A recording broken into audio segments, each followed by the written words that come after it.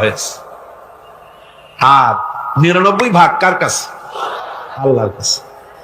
একটা ভাগ দুনিয়া ছড়ানো হয়েছে আদম আলাইহিস সালাম থেকে নিয়ে এই পর্যন্ত, এখান থেকে নিয়ে কিয়ামত পর্যন্ত পৃথিবীতে যত মানুষ আসবে, যত প্রাণী আসবে, তাদের মধ্যে প্রাণী জগতেও গাভী তার বাছুরকে ভালোবাসে ঠিক কিনা, হাতি তার বাচ্চাকে ভালোবাসে ঠিক কিনা, মুরগি তার বাচ্চাকে ভালোবাসে কিনা, প্রত্যেক মাই তার সন্তানকে ভালোবাসে মানুষের মতো। এই ভালোবাসা, স্নেহ, এই মমতা, এই করুণা, এই মহব্বত একটা ভাগ দুনিয়ায় দেওয়ার পর আপনি আর আমি যতটুকুন ভাগে পেয়েছি, সেই মহব্বতে, স্ত্রীর মহব্বতে অস্থির, মায়ের মহব্বতে অস্থির, সন্তানের মহব্বতে অস্থির। এখন চিন্তা করেন, একটা ভাগ সারা পৃথিবীতে বিতরণ করার পর যেটুক পেয়েছি, তাতে যদি এত মহব্বত হয়, তাহলে এর 99 ভাগ মহব্বত যে আল্লাহর কাছে জমা আছে, এই বান্দার জন্য তার কত মহব্বত, এই বান্দার জন্য কত করুণা তার, কত মহব্বত তার, কত দয়া তার। এজন্য আল্লাহ রাব্বুল আলামিন বলেছেন, নাব্বি ইবাদি আন্নী আনাল গফুরুর রহিম। ও আমার নবী, সুসংবাদ দিয়ে দাও, বান্দাদেরকে শোনায় দাও যে আমি আল্লাহ তাআলা ক্ষমাশীল আর দয়াবান। হুজুর কাঁদতেছিলেন, হযরত ওমর রাদিয়াল্লাহু তাআলা আনহু এসে দেখেন হুজুর একা কাঁদতেছে। হুজুর জিজ্ঞেস করছেন, হযরত ওমর জিজ্ঞেস করলেন, হুজুর আপনি কাঁদেন কেন একা একা? হযরত ওমর বলেন, আমি যখন প্রশ্ন করলাম, নবীজি বললেন, আমার কাছে কিছু আগে জিবরাইল এসেছিলেন। জিবরাইল এসে আমাকে বললেন, আল্লাহ পাক বলেছেন, হে আমার নবী, ইসলামের ভিতরে থেকে যে সমস্ত মানুষগুলো ইসলামের ভিতরে থেকে চুল আর দাড়ি পাকায় দিছে, কিয়ামতের দিন এই লোকগুলারে আমি শাস্তি দিতে আমার শরম হবে। হযরত ওমর বলেন, হুজুর উম্মতের জন্য কত বড় খোঁজ খবর এটা, আর আপনি কাঁদতেছেন। হুজুর বলেন, ওমর তুমি জানো না, আমার কান্নার কারণ ভিন্ন। আমার কান্নার কারণ হলো যে আল্লাহ রাব্বুল আলামিন কিয়ামতের দিন দাড়ি চুল পাকা বান্দারে শাস্তি দিতে শরম করবেন। সেই দাড়ি চুল পাকা বান্দাগুলি আল্লাহর সাথে নাফরমানি করতে শরম করে না। আমি এই লজ্জায় কাঁদতেছি। ভাইরা, হুজুর আল্লাহ পাক বলেন, ও আমার নবী, রাতের আধারে যখন একটা বুড়া আমার দরবারে হাত উঁচু করে, একটা বুড়া মানুষ রাতের আধারে যখন আমার দরবারে হাত উঁচু করে, আর যখন বলতে থাকে, রব্বুল আলামিন, আমার পেছনের জীবনটা বড় খারাপ করেছি, এমন কোন কাজ জীবনে করি নাই যা তোমার কাছে কিছু দাবি করতে পারি, সব রকমের নাফরমানি করেছি, আজ আমি বুড়া হয়ে গেছি, কামাই করতে পারি না, ছেলে আমাকে চোখে দেখতে পারে না, পুত্রবধূ আমাকে ঘরে জায়গা দেয় না, আমার স্ত্রী আমাকে দেখতে পারে না, রোজগার করতে পারি না, হাঁটতে পারি না, চলতে পারি না, সবার কাছে আমি তিতা হয়ে গেছি, আমি দাঁড়াতে পারি না, কোমরে ব্যথা পাই, হাঁটুতে ব্যথা পাই, চলতে পারি না, কানে শুনতে পাই না, চোখে দেখতে পারি না, আর তোমার কাছে কিছু চাইয়া নেব এমন ভালো কাজও করি নাই। এইভাবে যখন বান্দা কাঁদতে থাকে আমার দরবারে, ও আমার হাবিব আমার রহমতের দরিয়ায় জোশ মেরে যায়, আমার শরম হয় এই বুড়াটারে কেমনে খালি হাতে ফিরাইয়া দেই। সুবহানাল্লাহ, সুবহানাল্লাহ। আমার আল্লাহর এত দয়া, আমার আল্লাহর এত মায়া, এত মহব্বত। আমার আল্লাহ রাব্বুল আলামিন বলেন, ওয়াইদা সালাকা ইবাদি আন্নী ফাইন্নী করিব। আমার হাবিব, আমার বান্দা আমার ব্যাপারে প্রশ্ন করে, আমি বান্দার একদম নিকটে। কোরআন শরীফের ভিতরে যত জায়গায় রাসূলকে বলা হয়েছে সুয়ালের কথা, আপনাকে প্রশ্ন করা হয়, আল্লাহ তার জবাব কুল এই কথা বলে জবাব দিয়েছেন। যত জায়গায় সুয়াল এসেছে, যেমন কোরআনে কারীমের মধ্যে আল্লাহ পাক বলেন, ওয়ায়াসআলুনাকা আনিল মাহিদ, মেয়েদের হায়েজ সম্পর্কে জিজ্ঞাসা করা হয়, কুল হিয়া আযা, হে নবী আপনি বলুন। এভাবে করে কুল দিয়ে জবাব দেওয়া হচ্ছে। আবার প্রশ্ন করা হচ্ছে ওয়াসআলুনাকা আনিল আনফাল, এই গনিমতের মাল সম্পর্কে হুজুর আপনাকে, হে নবী আপনাকে প্রশ্ন করা হয়। আল্লাহ কুল দিয়া জবাব দিলেন। আল্লাহ বলেন আপনি বলেন। ওয়াসআলুনাকা আনিল খামরি ওয়াল মাইসির, আল্লাহ পাক বলেন নবী আপনারে প্রশ্ন করা হয় কুল ফীহিমা ইসমুন কাবীর, আল্লাহ কুল দিয়া বললেন তুমি বলো।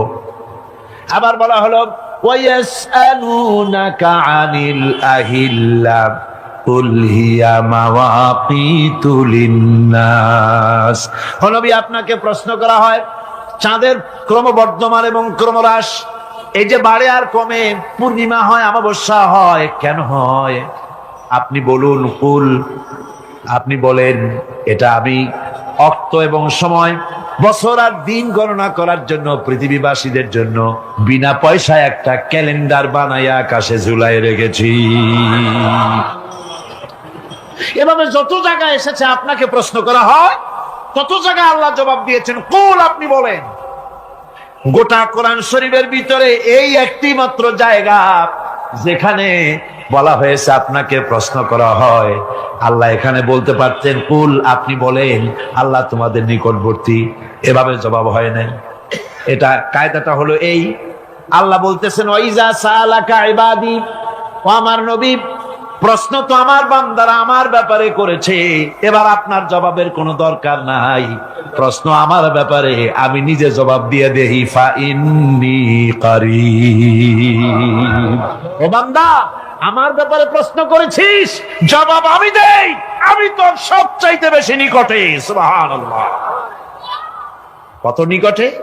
ওয়ানাহানু আকরাবু ইলাইহি মিন হাবলিল ওয়ারিদ, তোর যে রগ, এই শাহরগের চাইতেও আমি তোর বেশি কাছে। সুবহানাল্লাহ, আমারে ডাক, আমারে ডাক, কলিজা দিয়া ডাক, অন্তর দিয়ে ডাক।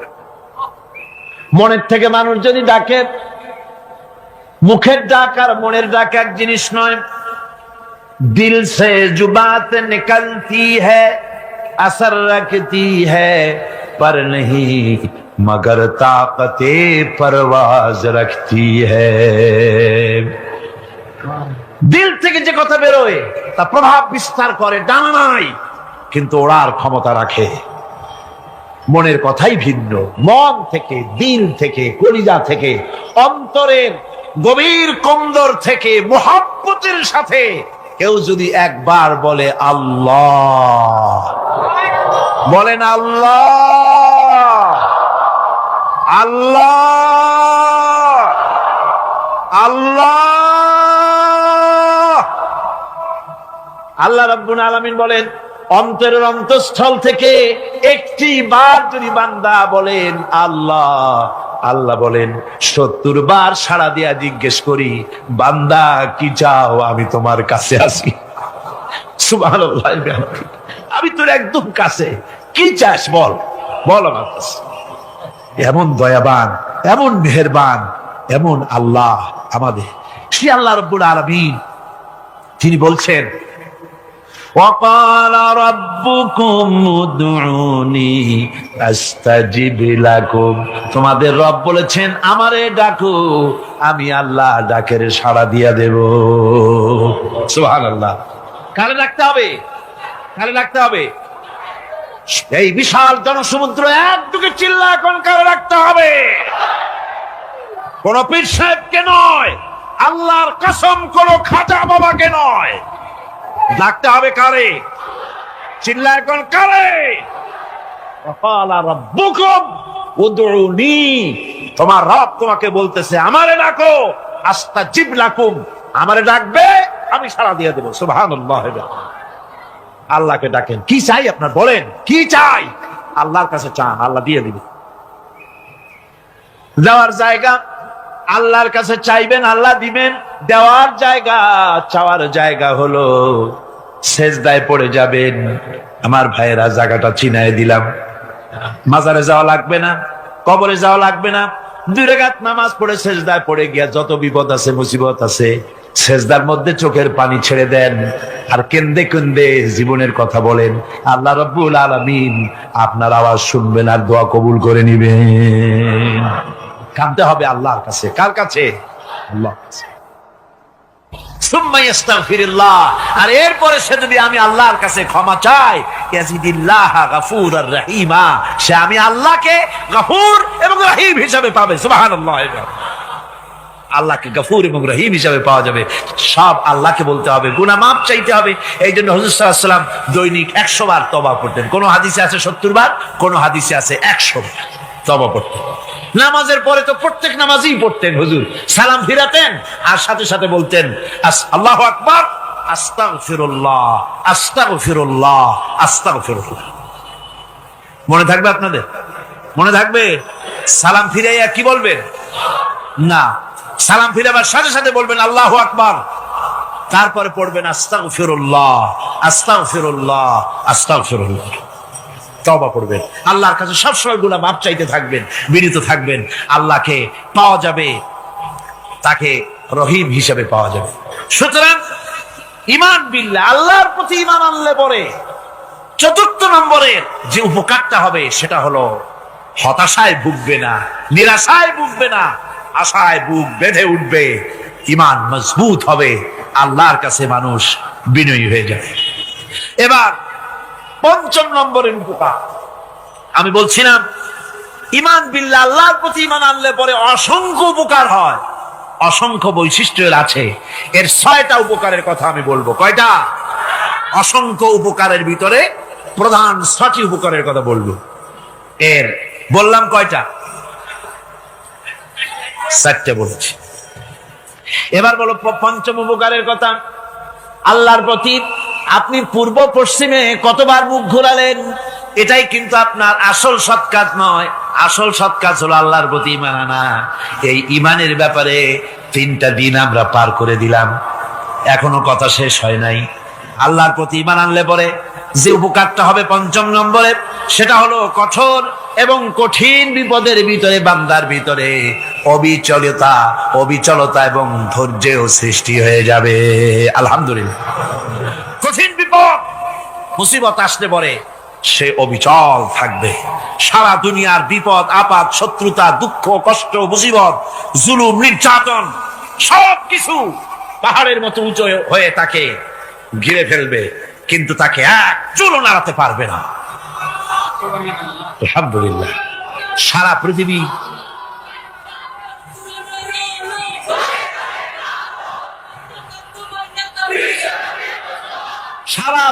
একদিকে আর সে একা একদিকে থাকবে।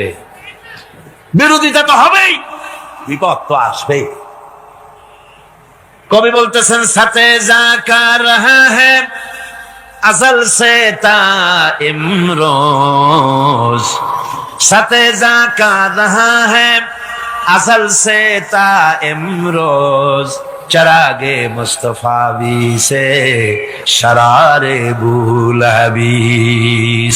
সে আবহমান কাল থেকে শুরু করে মুস্তাফা সাল্লাল্লাহু আলাইহি ওয়াসাল্লামের দীপ শিখার সাথে আবু জাহেল, আবু লাহাবের অগ্নিস্ফুলিঙ্গের টক্কর লেগেই আছে। রাসূলুল্লাহর আল্লাহর দেওয়া এই বিধান, এই দ্বীনের বাতিটা টিম টিম করে জ্বলেছে। আর গোরকি, টর্নেডো, হাজার হাজার মাইল বেগে হেরিকেন এসেছে, গোরকি এসেছে, টর্নেডো এসেছে, টাইফুন এসেছে, কিন্তু এই আলো নিবাইতে পারে নাই। সুবহানাল্লাহ। এই আলো নিবাতে পারে নাই। এই শত্রুতা চিরকালের, নিবাতে পারবে না। কারণ হচ্ছে আল্লাহ রাব্বুল আলামিন বলেছেন, ইউরিদুনা লিইউতফিউ নূরাল্লাহি বিআফওয়াহিহিম ওয়াল্লাহু মুতিম্মু নূরিহি ওয়ালাউ কারিহাল কাফিরুন। ওরা চায় মুখের ফু দিয়ে আমার আলোকে নিভিয়ে দেবে, কিন্তু আমি আমার আলোকে পূর্ণতা দান করব, তাতে কাফের বেঈমানদের কলজায় যত জ্বালা যন্ত্রণা হোক আমার দ্বীন কেউ মিটাই দিতে পারবে না। কোন সুবহানাল্লাহ। সুতরাং বিপদে অবিচলতা আসবে, সে অটল হবে, মজবুত হবে, কোরআনে কারীম বলতেছে ওয়া কাযালিকা জাআলনা লিকুল্লি নাবিয়্যিন আদুওয়াম মিনাল মুজরিমিন। এই পৃথিবীতে এমনি করে আমি সকল নবীদের শত্রু বানিয়েছি, সব পাপিষ্ঠ অপরাধীদেরকে। নবীদের সাথে বিরোধিতা করেছে কারা? পাপিষ্ঠরা, অপরাধীরা। আজও খুঁজে দেখেন, আজও ইসলামী আন্দোলনের বিরোধিতা যারা করে সবগুলি কি পাপিষ্ঠ? সত্য কি না কর? ইসলামী আন্দোলনের বিরোধিতা যারা করে হিসাব করে, চোখ দিয়ে তাকায় দেখেন, খুঁজে দেখেন তাদের নামগুলি। মদখোর, জেনাকার, বদমাশ, চোর, হাইজাকার, বেনামাজি, লুটেরা, মিথ্যাবাদী, সবচাইতে সমাজের নিকৃষ্ট লোকগুলি ইসলামের বিরুদ্ধে।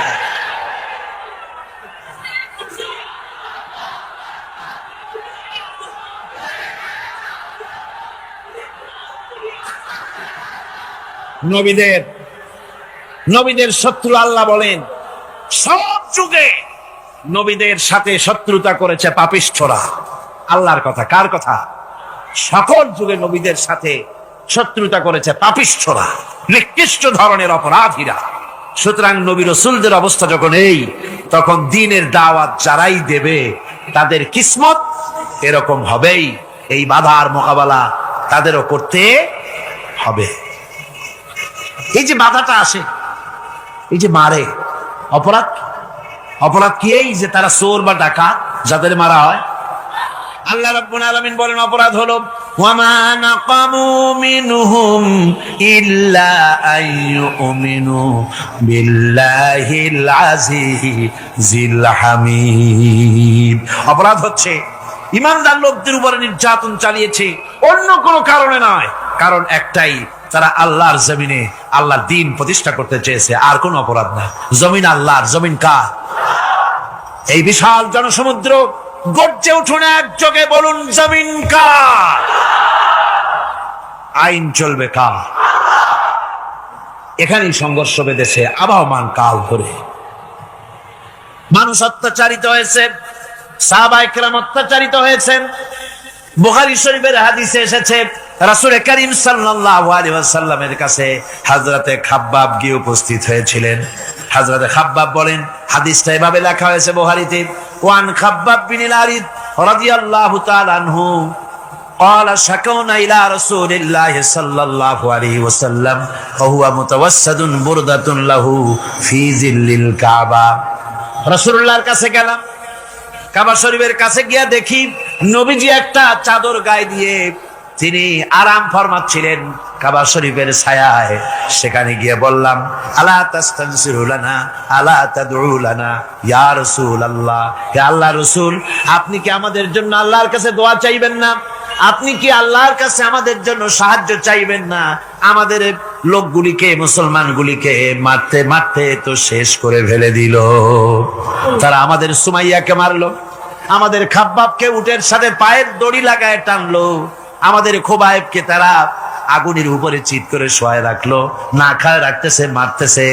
কষ্টে তো শেষ হয়ে গেলাম। হুজুর, আপনি কি আমাদের জন্য দোয়া করবেন না? হাদিস শরীফে এসেছে নবীজি উঠে বসলেন সোজা হয়ে। নবীজি বলেন, ও আমার সাহাবী, ও খাব্বাব, শোনো, তোমাদের আগে এই পৃথিবীতে যারা দ্বীনের দাওয়াত দিতে এসেছিলেন তাদেরকে সমকালীন রাষ্ট্র শক্তি, সমাজ শক্তি তাদেরকে ধরতো। ফায়ুখাজুর রাজুলু, তাদেরকে তারা ধরতো। ফায়ুহফারু লাহু ফিল আরদ, আর তার জন্য জমিনের ভিতরে কবর বানাইতো। ওই কবর ফায়ুজালু ফিহা, ওই কবরের ভিতরে তাকে কোমর পর্যন্ত গেড়ে দিত। সুম্মা ইউতা বিল মানশার, এরপরে করাত আনতো। ফায়ুদাউ আলা রাসিহি, এরপরে ওই করাত তার মাথার উপরে রাখতো। ফায়ুজালু নিসফাইন, এরপরে করাত দিয়া চিরে জীবিত মানুষটারে দ্বিখণ্ডিত করে ফেলে দিত। মা ইয়াসুদ্দুহু যালিকা আন দীনিহি, ও আমার খাব্বাব, এত কষ্ট দেওয়ার পরেও সেই যুগের কোন মুসলমানকে, দ্বীনের দায়ীদেরকে আল্লাহর দ্বীন থেকে এক চুলো তারা সরাই দিতে পারে নাই, এক চুলো সরাতে পারে নাই। ওয়াল্লাহি, ও খাব্বাব, আমি আমার আল্লাহর নামে কসম করে বলছি, লা ইউতাম্মান্নাল্লাহু হাযাল আমরা হাত্তা ইয়াসিরা আর-রাকিবু মিন সানা ইলা হাযরামাউত। আমি কসম করে বলি আল্লাহ রাব্বুল আলামিনের, এই সানা থেকে হাজারামত পর্যন্ত লোকেরা যাতায়াত করবে, সুন্দরী রমণীরা গমন করবে, সদাগরেরা যাতায়াত করবে, টাকা নিয়া পয়সা নিয়া যাতায়াত করবে। তাদের মনের মধ্যে লুটের ভয়, টাকার ভয়, চুরির ভয়, ডাকাতির ভয়, জেনার ভয়, হত্যার ভয়, ধর্ষণের ভয়, কোনো ভয় থাকবে না। লা ইয়াখাফু ইল্লাল্লাহ, আল্লাহ ছাড়া কোনো ভয় থাকবে না। এমন একটা সমাজ, এমন একটা সময় আসবে। ওয়ালাকিন্নাকুম তাস্তাজিলুন, অথচ খুব তাড়াহুড়ো তোমরা করতেছো। তাড়াহুড়ো করো না, সময় আসবে ইনশাআল্লাহ। আমার ভাইয়েরা, আমার বন্ধুগণ, কঠিন বিপদে অবিচলতা এবং ধৈর্যের দৃষ্টান্ত রেখে গেছেন আম্বিয়া আলাইহিমুস সালাম। সুবহানাল্লাহ। কঠিন বিপদে অবিচলতা, দৃঢ়তা, ধৈর্য কারে বলে, তার দৃষ্টান্ত কারা রেখেছেন? আম্বিয়া আলাইহিমুস সালাম। ওনারাই আমাদের আদর্শ, নবীরাই আদর্শ। সাহাবায়ে কেরাম রিদওয়ানুল্লাহ তাআলা আলাইহিম আজমাইন আমাদের আদর্শ। ভাইরা আমার, একটা লোক বিনা পয়সা মাইক দেয়, মাইকের ভাড়া সে নেয় না। তাফসীরে মাহফিলের মাইকের ভাড়া নেয় না। যে বছর এরশাদ সরকার আমাকে প্লেন থেকে নামতে দিল না, আপনাদের মনে আছে, সিলেট থেকে ফিরাই দিল, এই খবরটা মাইকম্যান যখন শুনেছে যে আমাকে নামতে দেয় নাই, ফিরাই দেওয়া হয়েছে, সাথে সাথে স্ট্রোক করেছে, হার্ট ফেল করে দুনিয়া থেকে বিদায় হয়ে গেছে। সিলেটে তাফসীর হতে পারবে না, এই কথাটা বরদাস্ত করতে পারে না। আমি কেঁদেছি আর দোয়া করেছি, আল্লাহ, কোরআনের মহব্বতে লোকটার এই অবস্থা হলো, তোমার জান্নাত তুমি দয়া করে তাকে দান করে দিও। কাজে কোন ব্যবসায়ী চায় না যে তার ব্যবসাটা খারাপ হোক, লোকেরা মন্দ বলুক। এ মাইকের ব্যাপারে আপনারা আজকে রাগারাগি করেন না, যা হয়েছে কালকে ভালো হবে ইনশাআল্লাহ। সবাই বলেন ইনশাআল্লাহ। এখন চলেন আমরা ফেরাউনের অবস্থা দেখি গিয়া কি করতেছে ফেরাউন। মুসা আলাইহিস সালামকে ঘেরাও করে ফেলেছে, পালাবার উপায় নাই। একদিকে দরিয়া, তিন দিকে ফেরাউনের শক্তি। এই যে ঘেরাও টেরাও, মানে নতুন তো না, ধর্মঘট নতুন না, এ পুরানা জিনিস। এই পৃথিবীতে সর্বপ্রথম ধর্মঘট কিসের উপরে হয়েছে জানেন? এই পৃথিবীর প্রথম ধর্মঘট হয়েছে পেঁয়াজ, রসুন আর ডাইলের উপরে। মুসা আলাইহিস সালামের জামানায় লান নাসবিরা আলা তাআমিন ওয়াহিদ, আমরা এক রকমের খাদ্য আর খাবো না, আমাদের পেঁয়াজ দেওয়া লাগবে, ডাল দেওয়া লাগবে, রসুন দেওয়া লাগবে। সর্বপ্রথম ধর্মঘট হয় মুসা আলাইহিস সালামের জামানায়, সেখান থেকে শুরু হয়েছে। কিন্তু মশাল মিছিল যে আসলো কই থেকে, এইটা আমি খুঁজে পাইনি। পরে প্রত্যেকটা জিনিসের তো ইতিহাস আছে, আমি খুঁজতে খুঁজতে পেলাম। আমি জানি না এর ইতিহাস মূলে কোথায়, কিন্তু আমি যদ্দূর খুঁজে পাইছি সেটা হলো মশাল মিছিলের আবিষ্কার হয়েছে লঙ্কায় রাবণের সময়। হনুমানের লেজে আগুন দিয়া তারপরে লঙ্কা কাণ্ড ঘষালো, নামই আছে লঙ্কা কাণ্ড। হনুমানেরা লেজে আগুন দিয়ে রাবণ যে লঙ্কায় মশাল মিছিল করেছিল হনুমানদের দিয়া, ওই হনুমানের ওই সিস্টেমটা এখনো আমাদের দেশে চালু আছে। এইটা আসলে কোন ভদ্রলোকের এই মিছিল হওয়া উচিত না। আগুন নিয়ে কিসের মিছিল? আগুন হলো জাহান্নামের প্রতীক। আগুন কিসের প্রতীক? জাহান্নামের প্রতীক। যদিও আমাদের উপকারে লাগে, কাজে লাগে। সুতরাং আমরা যা করব, প্রত্যেকটা জিনিসের পেছনে সুন্নতে নববীর কোন না কিছু থাকতে হবে। কথা বুঝতে পেরেছেন? তিন দিক থেকে ঘেরাও হয়ে গেছে, পালাবার কোন রাস্তা। হযরতে মুসা আলাইহিস সালামের কাছে উম্মতেরা বললেন, পালাবার তো কোনো পথ নাই, এখন উপায়টা কি? আমাদের তো আর উপায় নাই। মুসা আলাইহিস সালাম দেখেন বিপদে পড়ে গেছেন, কিন্তু ধৈর্য হারান নাই, ভয় পান নাই। ভয় পাইছিলেন? ভয় পেয়েছেন? প্রশ্নই ওঠে না। মুসা আলাইহিস সালাম, আল্লাহ পাক যাদেরকে বলেছেন উলুল আযম, রাসূল যাদের বলেছেন, তার মধ্যে হযরত মুসা একজন উলুল আযম পয়গম্বর। চারটিখানি কথা না, আল্লাহ কথা বলছেন তার সাথে, কালিমুল্লাহ তিনি। সুবহানাল্লাহ। মুসা আলাইহিস সালাম শোনালেন, কাল্লা ইন্না মাইয়া রাব্বি সায়াহদিন। কখনো নয়, আমার উম্মতেরা ভয় পেও না, আমার রব অবশ্যই আমাকে পথ দেখাবে। সুবহানাল্লাহ। তিন দিক থেকে শত্রু, একদিকে দরিয়া, পালাবার কোন রাস্তা নাই। সেখানে দৃঢ়তার সাথে তিনি বলছেন, অবশ্যই আমার আল্লাহ আমারে পথ দেখাবে। সুবহানাল্লাহ। নবীরা এই দৃঢ়তা দেখিয়েছেন, অবিচলতা দেখাইছেন। আল্লাহ পাক মুসা আলাইহিস সালাম যখন এই দৃঢ়তা দেখালেন, এই অবিচলতা দেখালেন, সঙ্গে সঙ্গে জিবরাইল এসে হাজির হয়ে গেলেন। আল্লাহ পাক বলেন, ফাআওহাইনা ইলা মূসা আন আদরিব বিআসাকাল বাহরা ফানফালাকা ফাকানা কুল্লু ফিরকিন কাত্তাউদিল আযীম। মূসা আলাইহিস সালামকে আমি ওহী নাযিল করলাম, তাকে বললাম হাতে যে লাঠি আছে, এই লাঠি দিয়ে আঘাত করো দরিয়ার উপরে। দরিয়ার উপরে আঘাত করলেন, একটা রাস্তা হয় নাই, 12টা রাস্তা তৈরি হয়ে গেল। আর দেওয়ালগুলা পাহাড়ের মতো উঁচা হয়ে গেল।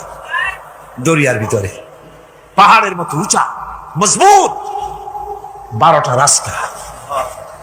এবার মুসা আলাইহিস সালাম তার দলবল নিয়ে চললেন। আল্লাহ রাব্বুল আলামিন বলেন, ওয়া আনজাইনা মূসা ওয়া মান মাআহু আজমাইন। মুসা এবং তার সাথী সঙ্গীদেরকে আমি পার করে দিলাম। মুসা আলাইহিস সালাম এবং তার সাথী সঙ্গী নিয়ে যখন দরিয়ার মাঝখানে আসছে, ফেরাউন তার দলবল নিয়ে এসে গেছে। আসে দেখে নদীর মধ্যে রাস্তা। বাবা, খুব তো কায়দা। ও মনে করছে ওর বাজানের তৈরি করা ডিস্ট্রিক্ট বোর্ডের রাস্তা। ওর লোকজন নিয়ে নেমে গেছে দরিয়ার ভিতরে। ও আসছে মাঝখানে, মুসা আলাইহিস সালাম চলে গেছেন ওপার, দরিয়া পার। মাঝখানে যখন এসে গেল, আল্লাহ রাব্বুল আলামিন পানিকে অর্ডার করলেন কুন। আল্লাহ তো বটন টেপা লাগে না, মুখ দিয়া কোনো হুকুম করা লাগে না, শুধু বলেন কুন। যে ব্যাপারে কুন বলেন ফায়াকুন, সাথে সাথে হয়ে যায়। আল্লাহ বললেন কুন, আর অমনি রাস্তা বন্ধ হয়ে গেল। এবার তুফান শুরু হয়েছে নদীতে, ঢেউয়ের উপরে ঢেউ, মৌজুন কাল জিবাল, পাহাড়ের মতো উঁচু হয়ে হয়ে ঢেউ আসতেছে। দলবল ঘোড়া আর অস্ত্রপাতি যা ছিল সব মরিয়া শেষ। এবার ফেরাউন একা উপরে ওঠে আর নিচে নামে, পানি খেতে খেতে পেটের কাম সারা। জনমের খাওয়া খাইছে পানি, এখন জান যায়। বাঁচবার আর উপায় না, বাঁচবার আর উপায় নাই। ফেরাউন তার নিজের জীবন সম্পর্কে হতাশ হয়ে গেল। এবার ফেরাউন বলতেছে, আমানতু আন্নাহু লা ইলাহা ইল্লাল্লাযী আমানাত বিহি বানু ইসরাঈল। আমি ঈমান আনলাম, আমি ঈমান আনলাম আল্লাহ ছাড়া কোনো ইলাহা নাই। ওই আল্লাহর উপর ঈমান আনলাম যে আল্লাহর উপরে ঈমান এনেছে বনি ইসরাঈলেরা। আল্লাহ যাতে ঠিক পায় যে কোন আল্লাহর উপর ঈমান আনছে। বনি ইসরাঈলের আল্লাহর উপর ঈমান আনলাম। আল্লাহ, এই তো মুসলমান হয়ে গেছি, এরপরও আমার সুবাও কেন? আল্লাহ রাব্বুল আলামিন জবাবে বলেন, আল আন, এখন ওয়াকাদ আসাইতা ক্বাবলু ওয়া কুনতা মিনাল মুফসিদিন। এখন ঈমান আনার কথা বলছো, অথচ যুগের পর যুগ, বছরের পর বছর ধরে আমার মানুষের উপরে মন গড়া আইন চালায়েছ, আমার পয়গম্বরের সাথে বেয়াদবি করেছ। আজ তোমাকে আমি ছাড়ছি না, তোমাকে আজকে ছেড়ে দেব না। আমি তোমাকে মারব। আর সমস্ত প্রাণীগুলিকে, স্থলচর প্রাণীগুলিকে আল্লাহ পাক অর্ডার দিয়া দিলেন, এই ফেরাউনের লাশকে ডুবাবি না, পচাবি না, খাবি না। আলিয়াউমা নুনাজ্জিকা বিবাদানিক, আমি তোমার শরীরে বাঁচায় দেব। পোকে খাবে না, পানিতে পচবে না, মাছে খাবে না, কুমিরে খাবে না, দুনিয়ার কোনো পশুতে খাবে না। আমি তোরে শুটকি বানাইয়া রাখবো, যাতে করে দুনিয়ার সমস্ত ফেরাউন যত যুগে যুগে আসে তোরে দেখে যেন হেদায়েত নিতে পারে। ফেরাউনকে আল্লাহ শুটকি বানায় রাখছে। আমি ফেরাউনদের লাশ দেখেছি ব্রিটিশ মিউজিয়ামে। ফেরাউন তো একটা না, অনেকগুলা, আসলটারে অবশ্য দেখিনি। ব্রিটিশ মিউজিয়ামে ওই ফেরাউন গুলার লাশ যখন অসুবিধা হয়, মমিগুলি, তখন ইংল্যান্ডে নিয়ে যায় চিকিৎসা করাবার জন্য। চোখ টোক আছে গর্তের ভিতরে, তারপরে চামড়া টামড়া হাড়ের সাথে মিশানো, ওইভাবে চেহারা দেখলে মনে হয় যে সত্যি ফেরাউন গুলা। আর ব্রিটিশের কাম, মিশর থেকে নামছে এমন কোন জিনিস নাই। আমি সেখানে এক বক্তৃতা বলছিলাম, আপনারা এদের এখন সভ্য, এদের এখন ভদ্র, এরা হলো ইন্টারন্যাশনাল চোর। ওরা সারা দুনিয়া চুরি করেছে। লন্ডনে বক্তৃতা করেছি, সারাটা দুনিয়া চুরি করছে, আমাদের দেশকে শোষণ করেছে। এই বিশাল ভূভাগকে শোষণ করে ইংল্যান্ডের দ্বীপটাকে তারা সাজাইছে। তারা ময়ূর সিংহাসনের, শাহজাহানের ময়ূর সিংহাসনের ময়ূরের বাম চোখে কোহিনূর মণি লাগাইছিলেন। শাহজাহান ময়ূরের ডান চোখে কোহিনূর মণি লাগায় নাই। কোহিনূর মণির অনেক দাম, আমি দেখে এসেছি মণি, এখন সেটা কুইন এলিজাবেথের মুকুটের শোভা পাচ্ছে। সেই মণি এমনি বলে প্রবাদে 7 রাজার ধন 1 মাণিক্য, বলেন এরকম অনেক দাম। শাহজাহান দেখালেন, আমি মুসলমান, আমার কাছে এটার দাম নাই, এই জন্য ময়ূরের ডান চোখে লাগালাম না, বাম চোখে লাগাই দিলাম। এইটারে চুরি করছে। তারপরে মিশর থেকে, মিশরের মমি চুরি করেছে, জুতা চুরি করছে, ছাতি চুরি করছে, পিসা চুরি করেছে। আমি বললাম এগুলা কি ভদ্রলোক নাকি? এরা জুতা চোর, পিসা চোর, লাঠি চোর, সব চুরি করছে। যাই দেখেন ব্রিটিশ মিউজিয়ামের মধ্যে সব দুনিয়ার চুরি করা জিনিস নিয়ে তারা মানুষকে দেখাইয়া পয়সা অর্জন করছে। টিপু সুলতানের তরবারিটা পর্যন্ত চুরি করেছে। আজ পর্যন্ত ব্রিটিশ মিউজিয়ামে টিপু সুলতানের তরবারিটা আছে, আমি তরবারিটা দেখে এসেছি। আমার বন্ধুগণ, বলতেছিলাম যে পৃথিবীতে আল্লাহ রাব্বুল আলামিন নবীরা তাদের চরিত্র দিয়ে বিপদের মোকাবেলা করে, দুনিয়ার সামনে কঠিন বিপদের মোকাবেলা করে অবিচলতা, দৃঢ়তা দেখায় গেছেন যে কেমন করে এই পৃথিবীতে বিপদের সামনে মোকাবেলা করতে হয়। ধৈর্য ধরতে হবে, বিপদ আসবে পাহাড় সমান হয়ে, আপনাকে ধৈর্য ধারণ করতে হবে সেভাবে বুক বেঁধে। যেহেতু এটা যদি বিশ্বাস হয় যে আমার কিসমতে যা আছে তার থেকে বেশি কিছু হবে না, তাহলেই আপনার ধৈর্য আসবে, ভয় পাবেন না। কথা ঠিক কিনা কন? এবারে হযরত হুদ আলাইহিস সালাম সম্পর্কে আল্লাহ রাব্বুল আলামিন বলেন, হযরতে হুদকে যখন ষড়যন্ত্র হলো, কাফির বেঈমানেরা তাকে মেরে ফেলার জন্য যখন সরকারি ষড়যন্ত্রে লিপ্ত হয়ে গেল, হযরতে হুদ সমাজের এই চ্যালেঞ্জের মোকাবেলা করলেন। হযরত হুদ বলেন, ফাকিদুনি জামিআন সুম্মা লা তুনজিরুন ইন্নী তাওয়াক্কালতু আলাল্লাহি রাব্বি ওয়া রাব্বিকুম। তোমরা তোমাদের ষড়যন্ত্র আমার বিরুদ্ধে যত পারো আমার বিরুদ্ধে ষড়যন্ত্র চালাও, এতটুকুন আমার অবকাশ দিও না। আমি এমন আল্লাহর উপরে ভরসা করেছি যার হাতের ভিতরে তোমাদেরও জান আর আমারও জান। যা পারো তাই করো। সরকার, সমস্ত শক্তি একত্রিত হয়ে আমার মোকাবেলা করো। একদিকে হুদ আলাইহিস সালাম, আর একদিকে গোটা জাতি। হযরত হুদ ভয় পায় নাই। সুবহানাল্লাহ খান। ঈমান বিল্লাহ মানুষের কলিজাকে এভাবে শক্ত করে দেয়। কোন আলহামদুলিল্লাহ। এবারে এই বিপদের, কঠিন বিপদের মোকাবেলা করে আমার রাসূল যে প্রমাণ দিয়া গেলেন, আমার রাসূল যে কঠিন বিপদের মোকাবেলা করলেন, ভাইরা আমার, হিজরতের রাতে সওর পাহাড়ের ভিতরে যখন তিনি আশ্রয় নিলেন, হযরতে আবু বকরের সাথে ছিলেন। হযরতে আবু বকর রাদিয়াল্লাহু তাআলা আনহু বলেন, হুজুর আপনি দাঁড়ান, এটা তো পাহাড়িয়া গুহা, গুহার ভিতরে সাপ থাকতে পারে, বিচ্ছু থাকতে পারে, আমি আগে ঢুকি, বিপদ যদি হয় আমার উপর থেকে হয়ে যাক। গুহার ভিতরে নেমে গুহা সাফ করলেন। এরপরে হুজুরকে ডাকলেন, হুজুর তাশরীফ নিলেন গুহার ভিতরে। এরপরে হুজুর বললেন, আবু বকর, পাহাড়ে হেঁটে হেঁটে 2-3টা পাহাড় পাড়ি দিয়া যাওয়া লাগে সোর পাহাড়ে।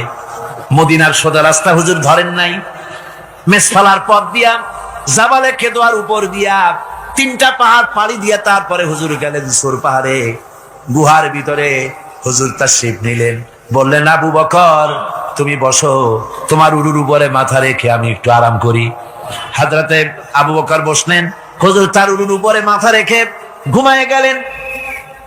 আর এরপরে কাফির বেঈমানেরা তালাশ করতে করতে কাফেরেরা এসে গেল পায়ের চিহ্ন দেখে দেখে গর্তের কাছে। হযরত আবু বকর ভয়তে কেঁদে ফেললেন, আহারে আর তো উপায় নাই, এবার তো ধরা পড়ে গেছি, এবার নবীজিকে মেরে ফেলে দেবে। নবীর মহব্বতে, নিজের মহব্বতে নয়, নবীর মহব্বতে কাঁদতেছিলেন। হুজুর বলেন, হুজুরের ঘুম ভেঙে গেল। বলো, আবু বকর কাঁদো কেন? ছেলের কথা, মেয়ের কথা, বিবির কথা, বাড়ির কথা মনে পড়লো নাকি? হযরত আবু বকর বলেন, ইয়া রাসূলুল্লাহ, আল্লাহর কসম করে বলি, যেদিন ঈমান এনেছি এই কলিজার ভিতরে মা বাপ, স্ত্রী, পুত্র, পরিজন, এমনকি আমার নিজের জীবনের চাইতে আপনারে বেশি ভালোবাসি। তা কাঁদো কেন? কাঁদো কেন? হযরত আবু বকর বলেন, হুজুর ধরা পড়ে গেছি, কাফেররা এসে গেছে গর্তের কাছে, তাকালি আমাদের দেখতে পাবে, আমরা তো মাইনরিটি, ওরা তো মেজরিটি, আমরা তো ধরি মারি ফেলাই দেবে, আপনাকে মেরে ফেলে দেবে, এই জন্য কাঁদি। আল্লাহ রাব্বুল আলামিন, হুজুর তখন কি দৃঢ়তা, কি অবিচলতা, কি ধৈর্যের পাহাড় সম মনোবৃত্তি তখন দেখালেন। আল্লাহ কোরআন শরীফে চিরকাল যাতে মানুষেরা হেদায়েত নিতে পারে, সেজন্য হুজুরের কথা উঠাই দিলেন কোরআনে। আল্লাহ পাক বলেন, ইযহুমা ফিল গার ইয ইয়াকুলু লিসাহিবিহি লা তাহজান ইন্নাল্লাহা মা'ানা। ও বন্ধু, ভয় পেও না, আল্লাহ আমাদের সাথে আছেন। সুবহানাল্লাহ।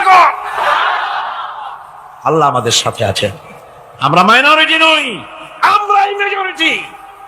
আল্লাহ আছে আমার সাথে, ভয় পাওয়ার কোনো কারণ নেই। সুবহানাল্লাহ। আল্লাহ পাক বলেন, ফাআনসালাল্লাহু সাকিনাতাহু আলাইহি ওয়া আইয়াদাহু বিজুনুদিন লাম তারাওহা।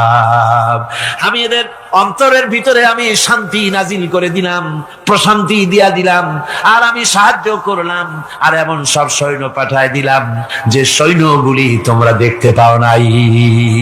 সুবহানাল্লাহ ওয়া বিহামদিহি। ভাইরা আমার, রাসূল কারীম সাল্লাল্লাহু আলাইহি সাল্লাম এই বিপদের মাঝে, চরম বিপদের মাঝে অবিচলতা, দৃঢ়তা, কঠিন আত্মনির্ভরতা দেখিয়েছেন। এগুলি হলো ঈমানের পঞ্চম নম্বরের উপকারিতা। আল্লাহর প্রতি ঈমান আনলে এভাবে পাহাড় সম ঈমান মজবুত হয়ে যায়। জেলের পরোয়া করি না, ফাঁসির পরোয়া করি না, শহীদ হওয়ার পরোয়া করি না, মেরে ফেলে দেবে, উড়ায় দেবে, হত্যা করবে, পরোয়া করি না। পরোয়া করি কেবলমাত্র কাকে? জেলে বলেন কারে? এইরকম মুসলমান হাজার হাজার লাখ লাখ দরকার নাই, 313 জন যথেষ্ট। কয়জন যথেষ্ট? 313 জন যথেষ্ট। বদলে যারা জান দিয়ে, মাল দিয়ে দিনকে প্রতিষ্ঠিত করেছিলেন, এরকম 313 জনই যথেষ্ট ছিল। এই দৃঢ়তা, এই অবিচলতা, এই ঈমান, এই ধৈর্য শিক্ষা দেয়, এই উপকার করে ঈমান বিল্লাহ। আল্লাহর প্রতি ঈমান আনলে এভাবে পাহাড়ের মতো শক্ত হয়ে যায় কলিজা। কোন আলহামদুলিল্লাহ। আমার বন্ধুগণ, এবার আমি বলবো সর্বশেষ উপকারের কথাটা বলি, মোনাজাত ছেড়ে দেব। কয়টার কথা বলছিলাম? উপকার 6টা। 6টা উপকারের কথা বলেছি। অনেকগুলি বৈশিষ্ট্য, অনেকগুলি উপকারের মধ্যে আল্লাহর প্রতি ঈমানের 6টা উপকারের কথা 5টা বলা হয়ে গেছে। এবার 6ষ্ঠ নম্বর এবং শেষ নম্বর, এটা হচ্ছে আল্লাহর প্রতি ঈমান আনলে পরে তার দ্বারা সবচাইতে বেশি ফায়দা পায় সমাজ এবং রাষ্ট্র। বল আলহামদুলিল্লাহ, বল আলহামদুলিল্লাহ। আল্লাহর প্রতি ঈমানের দ্বারা নৈতিক সংশোধন হয় এবং রাষ্ট্র আর সমাজ সবচাইতে বেশি উপকৃত হয়। কারণ হলো ঈমানদার ব্যক্তি আল্লাহর প্রতি যে ঈমান এনেছে, তার মনের মধ্যে ধারণা এটা হয়, আমার কোনো কাজ তো গোপন থাকে না। ইন্নাল্লাহা লা ইয়াখফা আলাইহি শাইউন ফিল আরদি ওয়ালা ফিস সামা। আল্লাহর কাছে গোপন বলতে কিছু নাই, আকাশেও নাই, জমিনেও নাই, কোনো কিছু গোপন নাই। সুতরাং আমি যা করি সব আল্লাহ দেখেন এবং শোনেন। এমনকি মানুষ যে কল্পনা করে, সে কল্পনাও আল্লাহ টের পায় না নাকি? টের পায় কিনা? وَإِن تُبْدُوا مِنْ أَنفُسِكُمْ أَوْ تُخْفُوهُ يُحَاسِبْكُم بِهِ اللَّهُ। মনের ভিতরে যে কল্পনা করো, আল্লাহ পাক বলেন এই কল্পনারও হিসাব আমি রব্বুল আলামিন তোমার কাছ থেকে নেব। ফায়ুআযযিবু মান ইয়াশাউ, যারে খুশি শাস্তি দেব, আর যারে খুশি আমি maaf করে দেব। জোরে বলেন সুবহানাল্লাহ। ফায়াগফিরু লিমান ইয়াশা ওয়া ইউআযযিবু মান ইয়াশা, যারে খুশি maaf করব, যারে খুশি শাস্তি দেব, কল্পনারও হিসাব নেব। এই কথা মুমিনের যদি জানা থাকে তাহলে আর তার কোনো চিন্তা থাকে না, তার নৈতিক চরিত্র ভালো হয়ে যায়। কোন সুবহানাল্লাহ। আমার বন্ধুগণ, ইমানদার লোক, আল্লাহর প্রতি ইমান আসলে পরে সমাজ উপকৃত হয়, রাষ্ট্র উপকৃত হয়ে যায়। যেহেতু বান্দা জানে আমি দায়িত্বহীন কোনো কথা বলতে পারবো না, দায়িত্বহীন কোনো কাজ করতে পারবো না। আল্লাহ পাক বলেছেন মা ইয়ালফিযু মিন কাউলিন ইল্লা লাদাইহি রাকীবুন আতীদ। বান্দা এমন কোন কথা বলে না যে কথা আমার ফেরেশতারা রেকর্ড করে না রাখে। কাজী মুমিন ব্যক্তি আল্লাহর ভয়তে দায়িত্বহীন কথা বলবে না। নির্বাচন আসতে পরে রাস্তা সোনা দিয়ে বান্দায় দেব, এই করব সেই করব, না খাইয়া কেউ মরবেন না। আসে না নির্বাচনের সময় সেরাগালি বদনারা মঞ্চে দাঁড়িয়ে কত বড় বক্তৃতা করে, ভাইয়ের আমার, বোনের আমার, এবার আমার বোতল মার্কা বাক্স, আপনারা আমাকে ভোট দিয়ে দেশ এবং জাতির আরেকবার 12:30 বাজাইবার সুযোগ দিন। এবার ক্ষমতায় গেলে কেউ না খাইয়া মরবেন না, কিন্তু কি খাইয়া মরবে তাও বলেন। এর মারফতি অর্থ হচ্ছে এই, ওরা যদি ক্ষমতায় যেতে পারে তাহলে বিষ খাইয়া হোক, গুলি খাইয়া হোক, কিছু না কিছু খেয়ে মরতে হবে। একেবারে খালি পেটে মরলে গ্যাস্ট্রিক হওয়ার সম্ভাবনা আছে। ঈমান বিল্লাহ যদি না থাকে, আল্লাহর ভয় যদি না থাকে, তাহলে দায়িত্বহীন কথা বলে। আর আল্লাহর ভয় যদি থাকে তাহলে নৈতিকতার সংশোধন হয়ে যায়, দায়িত্বপূর্ণ কথা বলে, মানুষকে ফাঁকি দেয় না। আমার বন্ধুগণ, আল্লাহ রাব্বুল আলামিন তার বান্দা যারা আল্লাহকে ভয় করে, সে ভয় করা বান্দাগুলির মনের মধ্যেই চিন্তা এসে যায়, আমি যেখানে থাকি না কেন আল্লাহ আমাকে দেখতেছেন, শুনতেছেন। রাতে হোক দিনে হোক যেখানে আছি আল্লাহ আমারে দেখতেছেন। আল্লাহ পাক বলতেছেন ওয়া হুয়া মাআহুম ইজ ইউবাইতুনা মা লা ইয়ারদা মিনাল কাওলি ওয়া কানা আল্লাহু বিমা ইয়ামালুনা মুহীতা। আল্লাহ পাক বলেন আমি তো আমার বান্দার নিকটে তখনও থাকি যখন সে গোপনে গোপনে রাতের বেলায় আমার মর্জির খেলাফ পরামর্শ করে। আমার মর্জির খেলাফ পরামর্শ করতেছে রাত্রে, আমি তো তখনও কাছে থাকি, ওটা আমি শুনি। ঈমান যদি আসে তাহলে এই সব কাজ থেকে সে বিরত থাকে। সে যদি কম হয় সেখানেও আল্লাহ, বেশিও যদি হয় সেখানেও আল্লাহ। এমন কোন জায়গা আছে নাকি চিটাগংয়ে যেখানে আপনি একটা আকাম করবেন আর আল্লাহ টের পাবে না? কোন আছে নাকি? আচ্ছা চট্টগ্রামে না থাকুক, বাংলাদেশের কোন জায়গা আছে নাকি? পার্বত্য চট্টগ্রামে যত পাহাড় আছে, উঁচু নিচে জায়গা আছে, ওই জায়গায় বোধহয় আছে নাকি? সারা পৃথিবীতে আছে কোথাও? আল্লাহকে ফাঁকি দেওয়ার জায়গা কোথাও? সব স্পষ্ট। আল্লাহ কি ঘুমায় নাকি? ঘুমায়? তার কাছে দিনও যা রাতও তা, সমানে তিনি দেখতে পান, শুনতে পান, সবকিছু দেখতে পান, সবকিছু শুনতে পান। তাকে ফাঁকি দেওয়ার কোনো উপায় না। এই জন্য 6 নম্বরের উপকার যেটা হয় সেটা হলো সমাজ উপকৃত হয় ওই মানুষ দিয়ে যার মধ্যে ঈমান আছে। হযরত ওমর রাদিয়াল্লাহু তাআলা আনহু রাতের আধারে শেষ রাত্রে ঘুরতেছিলেন, দেখেন এক বাড়িতে কথা হচ্ছে, কথাবার্তার আওয়াজ পাওয়া যায়। মনে করলেন কোন অসুখ বিসুখ নাকি।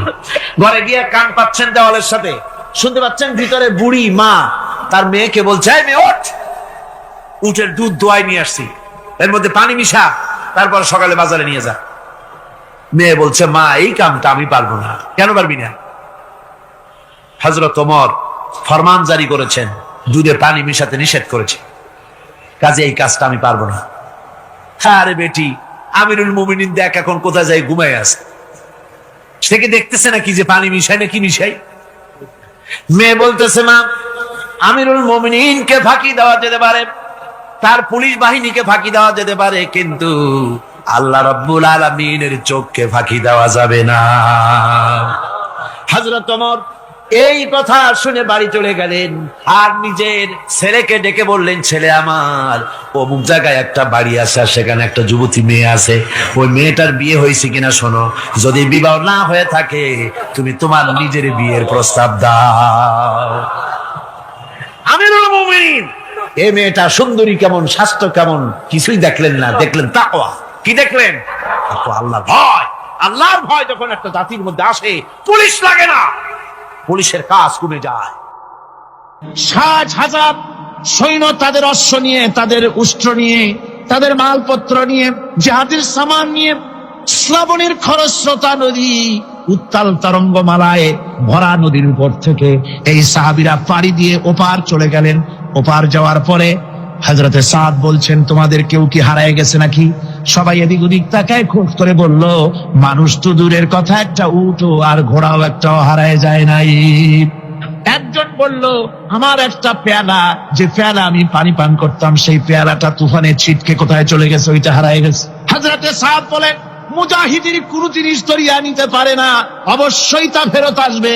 এই কথা তিনি বলতেছিলেন, হঠাৎ করে দরিয়ার কিনারে একটা আওয়াজ হলো, দেখা গেল তুফানের ভিতরে সেই হারানো বাটিটা তাদের মধ্যে বেরিয়ে এসেছে। আল্লাহু আকবার! মুজাহিদদেরকে সাহায্য করেন স্বয়ং আল্লাহ রাব্বুল আলামিন।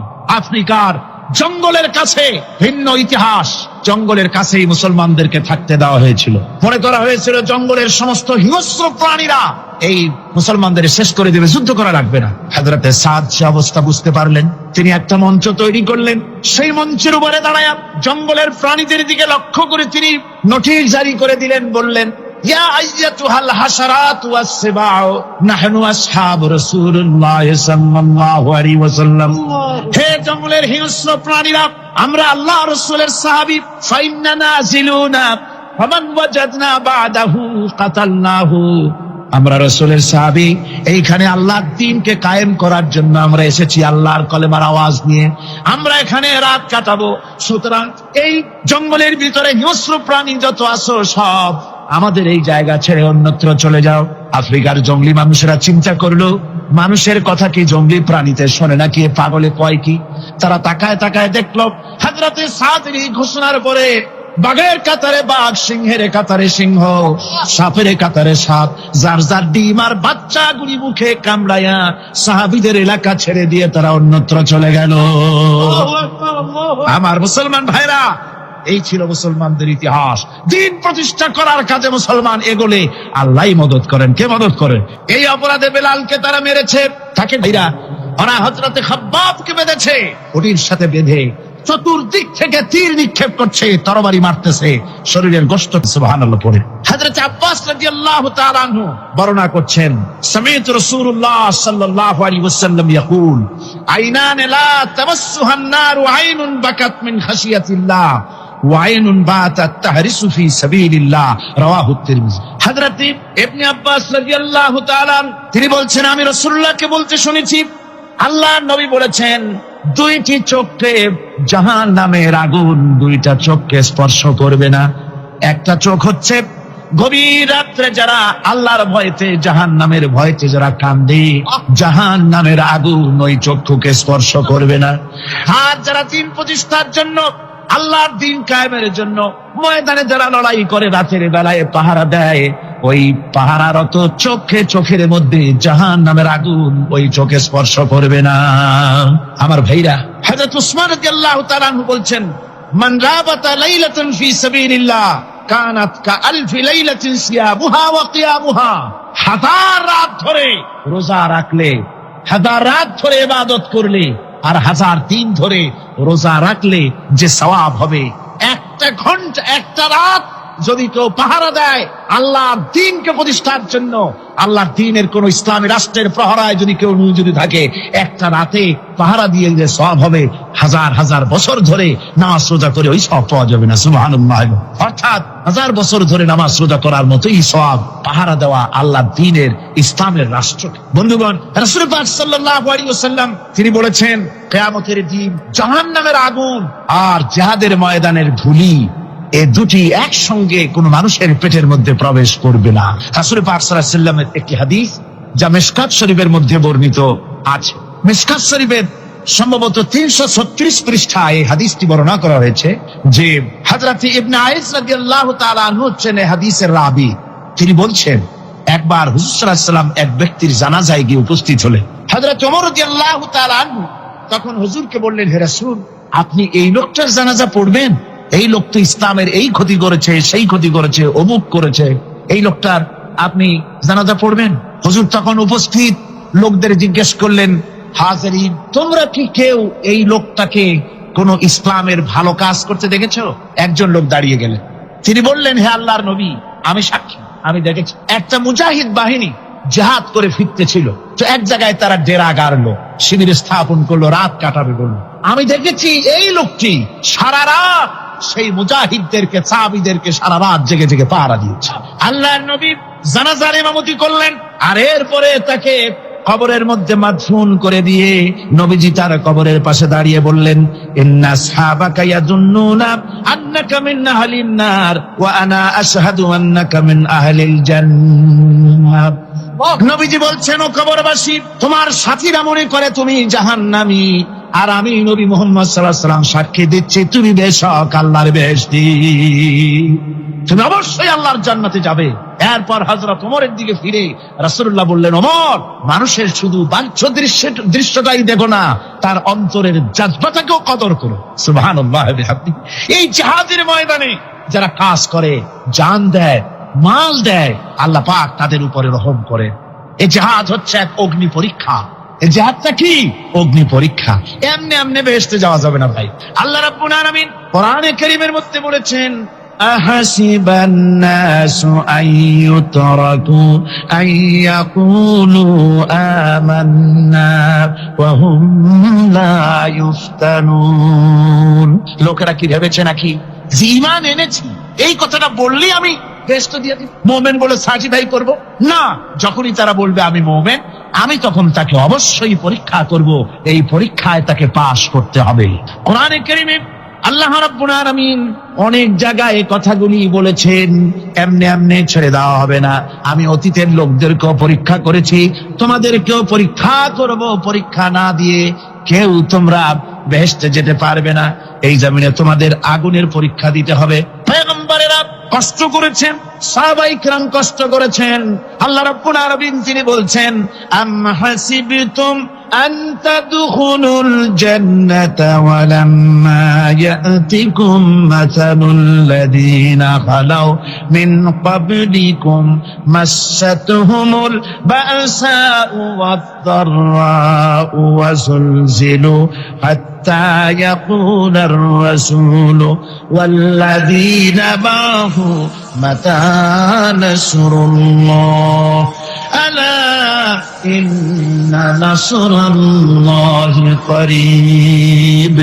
আল্লাহ রাব্বুল আলামিন বলেন, তোমরা কি মনে করেছো যে তোমরা বেহেশতে প্রবেশ করবে, অথচ তোমাদের পূর্বে যারা এই পৃথিবীতে এসেছিল তাদেরকে আমি যেমন পরীক্ষা করেছি, ওরকম পরীক্ষা এখনো তোমাদের উপরে আসে নাই, ওরকম বিপদও আসে নাই, মুসিবতও আসে নাই। এমন বিপদ এসেছিল নবীদের উপরে, সাহাবায়ে কিরামদের উপরে, যে বিপদে মানুষ চচ্চরিত হয়ে গিয়ে নবী এবং তার সাথী সঙ্গীরা এ কথা তারা মুখ থেকে বেরিয়ে গেছে, মাতা নাসরুল্লাহ। আয় আল্লাহ, তোমার মদত কখন আসবে? তোমার মদত কখন আসবে? মার খেতে খেতে তো শেষ হয়ে গেলাম। এইভাবে যখন মার আসে চতুর্দিক থেকে, আর মুমিনেরা ময়দানে পা জমায়ে টিকে থাকে দিন প্রতিষ্ঠার জন্য, আল্লাহ তখন খুশি হয়ে এক সময় ঘোষণা করে দিবেন, আলা ইন্না নাসরাল্লাহি করিব। আর দেরি নাই, আমার মদত, আমার সাহায্য তোমাদের জন্য অবধারিত। সুবহানাল্লাহ। আমার ভাইরা, বিষয়টা সহজ নয়। শুধু দুইটা সেজদা দিয়া, শুধু তাহাজ্জুদের কিছু নামাজ পড়িয়া আল্লাহর জান্নাতে যাওয়া এত সহজ নয়। রাস্তা খুব কঠিন, রাস্তা খুব।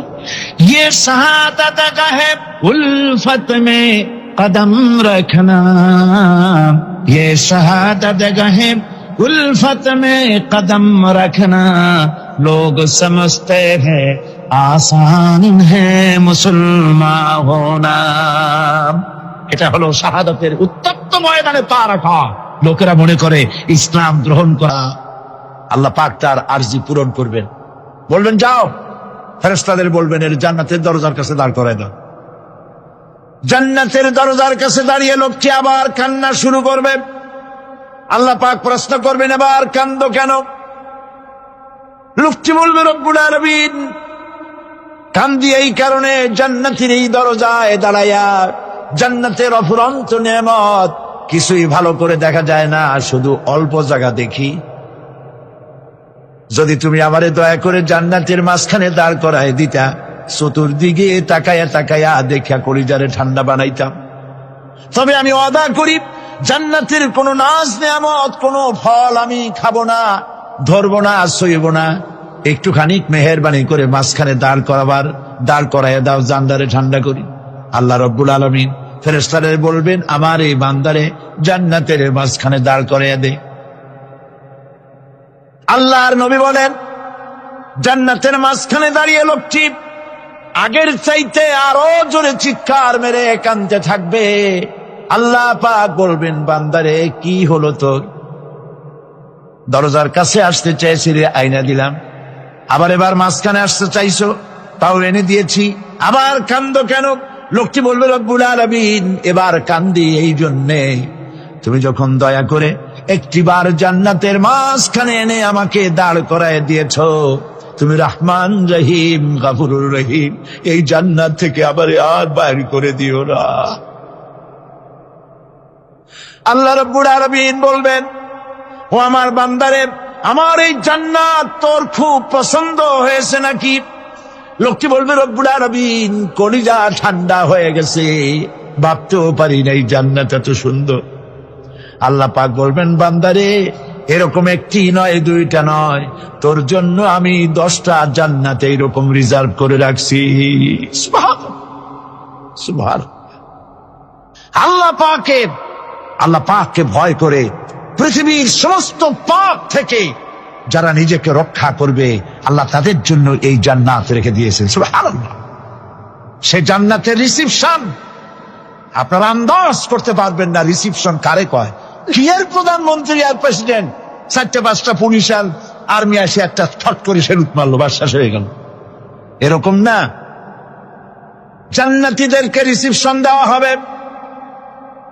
জান্নাতীরা যখন আল্লাহর হুকুমে জান্নাতের দিকে যেতে লাগবে, আর যখন জান্নাতের কাছে চলে যাবে আল্লাহ রাব্বুল আলামিন শোনায় দিচ্ছেন হাত্তা ইযা জাউহা ফুতিহাত আবওয়াবুহা ওয়া ক্বালা লাহুম খাজানাতুহা সালামুন আলাইকুম তিবতুম ফাদখুলুহা খালিদিন।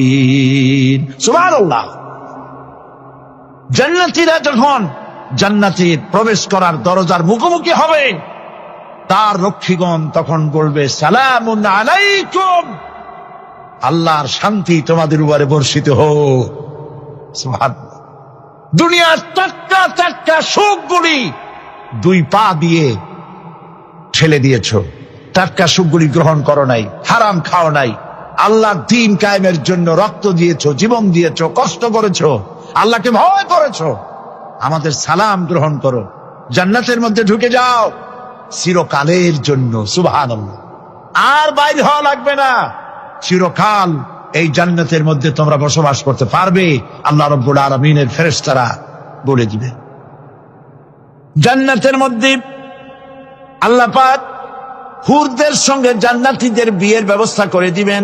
কোরআনে কারিমে আল্লাহ পাক বলেন মুত্তাকিইনা আলা সুরুজিন মাসফুফাতিন ওয়া যাওয়াজনাহুম বিহুরিন ঈন। সামনাসামনি ভাবে সাজানো সারি সারি আসন সমূহের উপর তারা ঠেস লাগায় বসে থাকবে, আর আল্লাহ রাব্বুল আলামিন হুরদের সাথে জান্নাতীদের বিয়ের ব্যবস্থা করে দিবে।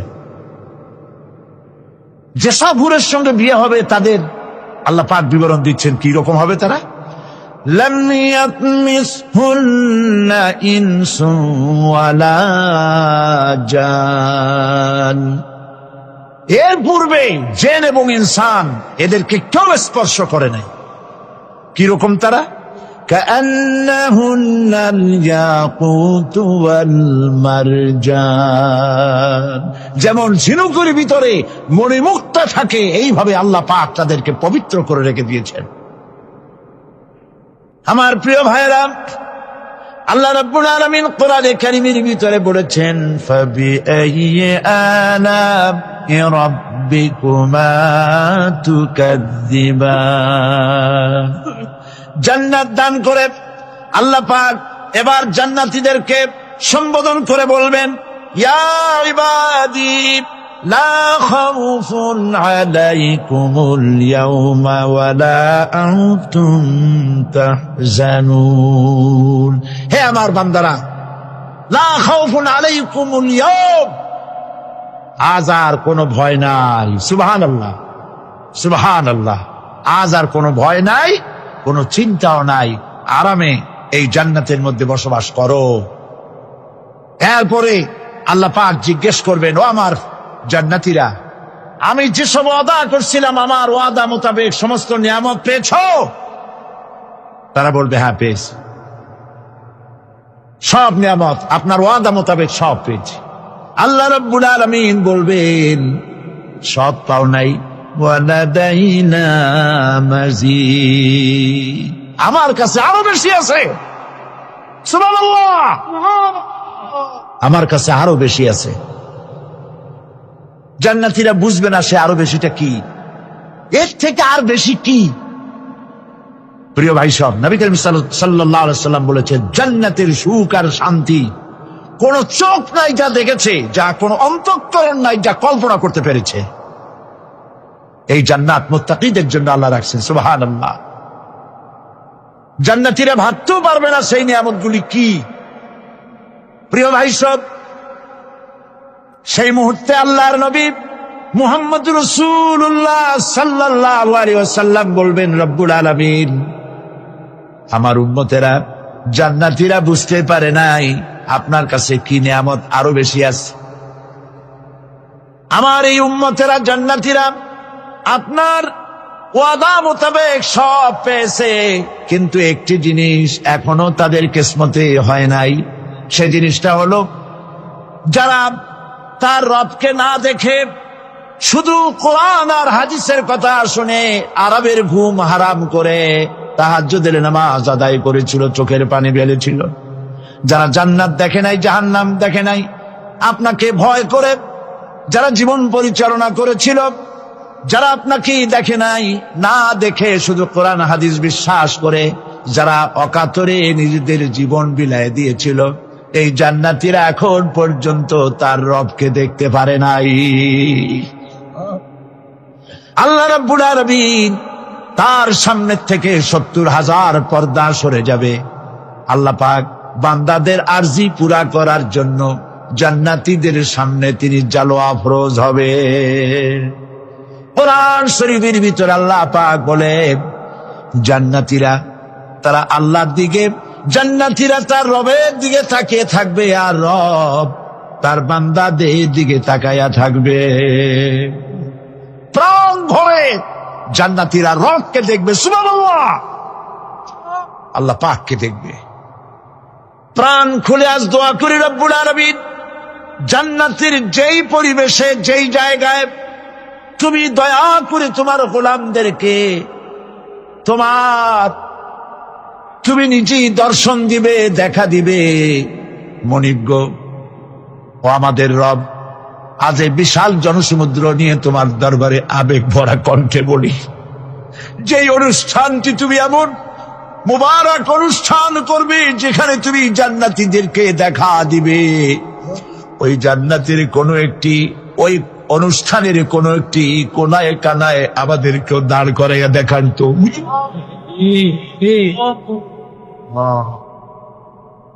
ভাই সব, আল্লাহ রাব্বুল আলামিন মানুষের সামনে এত সব নিয়ামত রেখেছেন, এই জান্নাত দান করবেন। এরপরে আল্লাহ রাব্বুল আলামিন কোরআনে কারীমের মধ্যে বলেছেন, রব্বিস সামাওয়াতি ওয়াল আরদি ওয়া মা বাইনাহুমার রাহমানি লা ইয়ামলিকুনা মিনহু খিতাবা। এসব পুরস্কার রয়েছে তোমাদের সেই রবের পক্ষ থেকে যিনি আকাশ আর জমিনের মালিক। সুবহানাল্লাহ বলবেন না? যার সামনে কথা বলার ক্ষমতা কারো হবে না। এটি একটি মারাত্মক কথা। কিয়ামতের দিন আল্লাহর দরবারে কেউ কথা বলতে পারবে না আল্লাহর নির্দেশ ছাড়া। একটি আকীদা পরিষ্কার করে নিয়ে যান আপনাদের। সে আকীদাটা এভাবে পরিষ্কার করুন, কোন পীর সাহেব, কোন খাজা বাবা, কোন মাওলানা, কোন মুহাদ্দিস, কোন বুজুর্গ আপনাকে সুপারিশ করতে পারবে না যদি না আল্লাহ পাক তাকে কথা বলার তৌফিক না দেয়। মনে থাকবে এটা। আয়াতুল কুরসির ভিতরে আমরা পড়ি, মান যাল্লাযী ইয়াশফাউ ইনদাহু ইল্লা বিইজনিহি। আল্লাহ পাক বলেছেন কিয়ামতের দিন আল্লাহর দরবারে কার সাহস আছে কথা বলতে পারে? মান যাল্লাযী ইয়াশফাউ ইনদাহু ইল্লা বিইজনিহি। আল্লাহর অর্ডার ছাড়া, হুকুম ছাড়া আল্লাহর সামনে কথা বলার সেদিন কেউ থাকবে না। সুবহানাল্লাহ। কেউ কথা বলতে পারবে না। সুপারিশ করতে হবে আল্লাহ যারে বলেন তুমি করো, অমুকের জন্য করো, সেই ব্যক্তি শুধু তার জন্যই করতে পারবে, আর কেউ কথা বলতে পারবে না। সেই কঠিন হাসরের ময়দান, যেদিন শুধুমাত্র আল্লাহ পাক কথা বলবেন, আর যারে বলতে বলবেন সেই কেবলমাত্র বলতে পারবে। সুপারিশ এটি আল্লাহ পাক কিয়ামতে পারমিশন দিলে বলা যাবে। হযরত ইব্রাহিম আলাইহিস সালাম কিয়ামতের দিন তার নিজের পিতা সম্পর্কে সুপারিশ করবেন। রব্বুল আলামিন, আমার আব্বার জন্য সুপারিশ করতেছি, মেহেরবানি করে জাহান্নাম থেকে তারে আপনি রক্ষা করুন। আল্লাহ রব্বুল আলামিন বলবেন, ইব্রাহিম তোমার সুপারিশ মঞ্জুর হবে না। প্রিয় ভাই সব, একটু মাথা খাটান, চিন্তা করেন। উলুল আযম পয়গম্বর, জাতির পিতা। কে জাতির পিতা? চিল্লায় বলুন, কলিজা সাফ করে ফেলুন। মুসলমানদের জাতির পিতা হাফিজ কেউ হতে পারে না। মিল্লাতা আবিকুম ইব্রাহিম। ইব্রাহিম আলাইহিস সালাম এই মিল্লাতের পিতা। সুবহানাল্লাহ। হযরত ইব্রাহিম আলাইহিস সালাম কিয়ামতের দিন বলবেন, আল্লাহ আমার আব্বার জন্য সুপারিশ করছি। আল্লাহ পাক বলবেন মঞ্জুর হবে না। আজর তোমার পিতা হতে পারে, কিন্তু আমার খলিলকে আগুনে ফেলার জন্য নমরুদকে সে সহযোগিতা করেছে, আমি তোমার পিতাকে ক্ষমা করব না।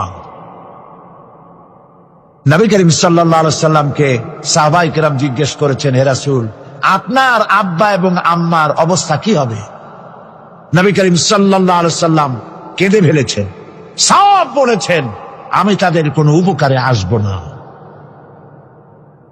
আল্লাহু আকবার।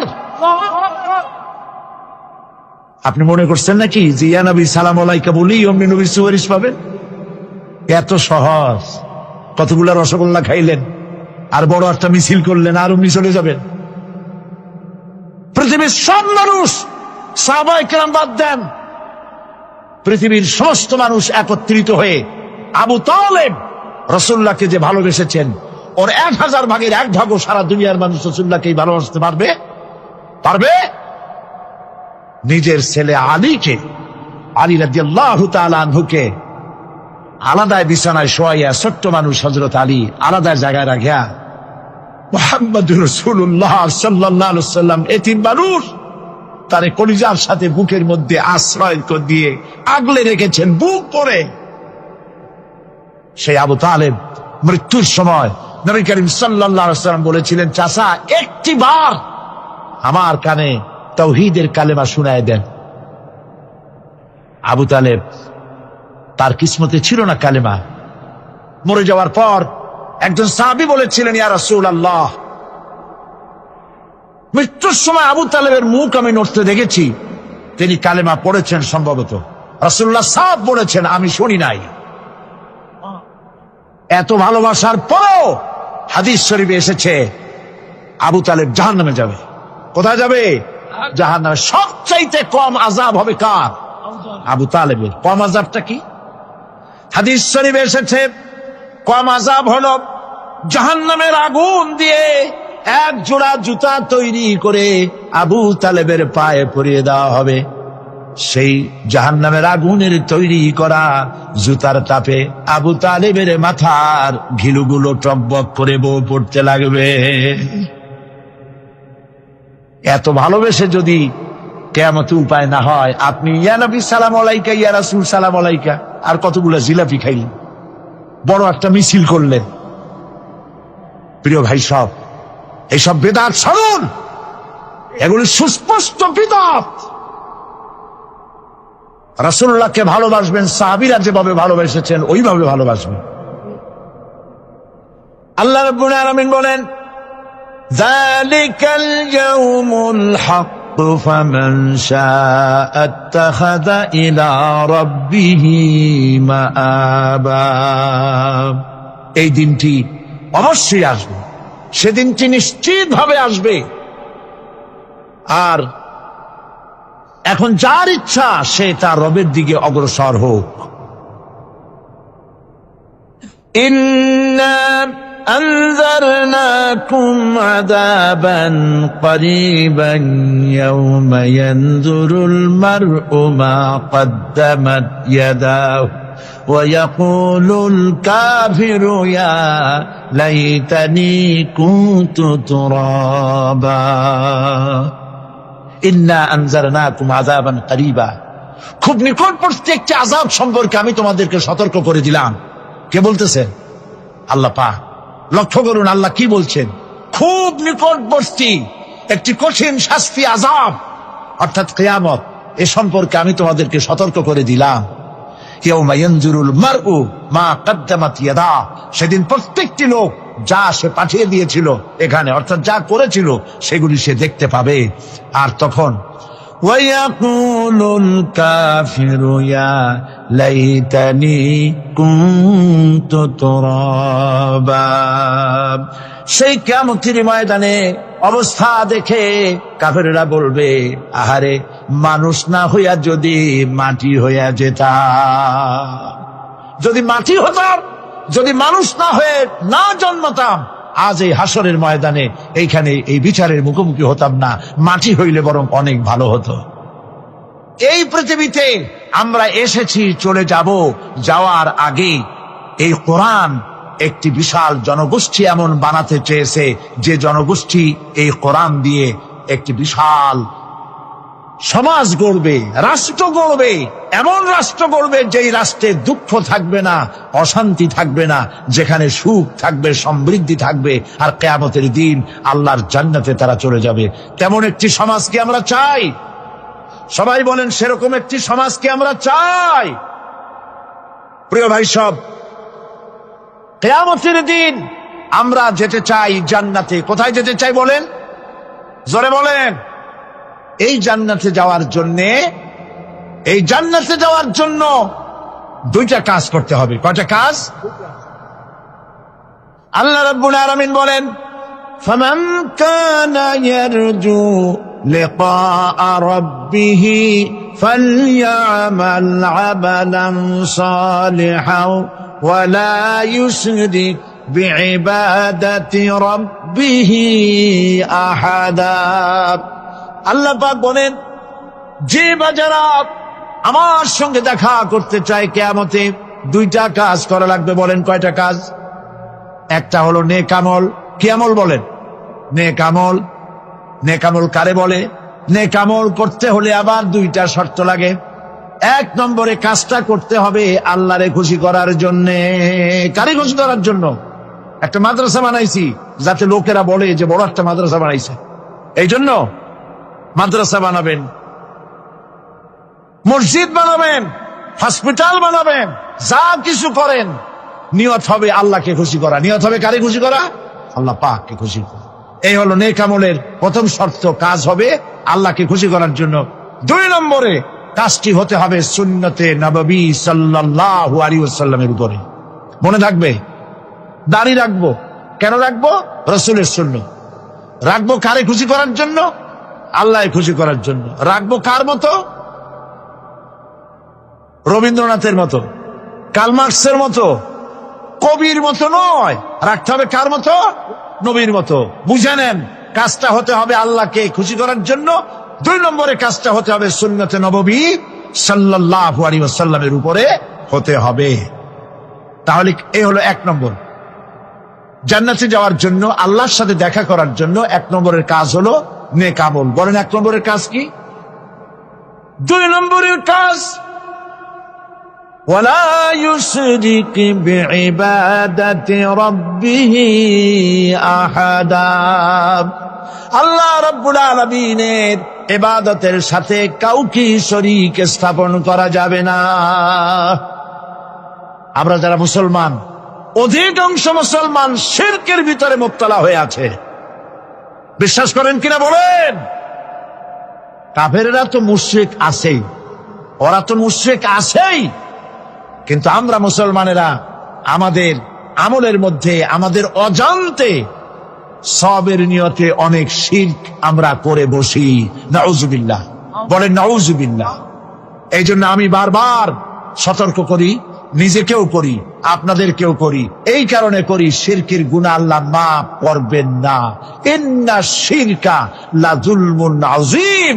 শিরক মস্ত বড় অপরাধ, জুলম, আল্লাহ মাফ করবেন না। আল্লাহর কাছে কান্দে কান্দে মাপ চাওয়া লাগবে যে আল্লাহ শিরক থেকে আমাকে রক্ষা করো, বাঁচাও।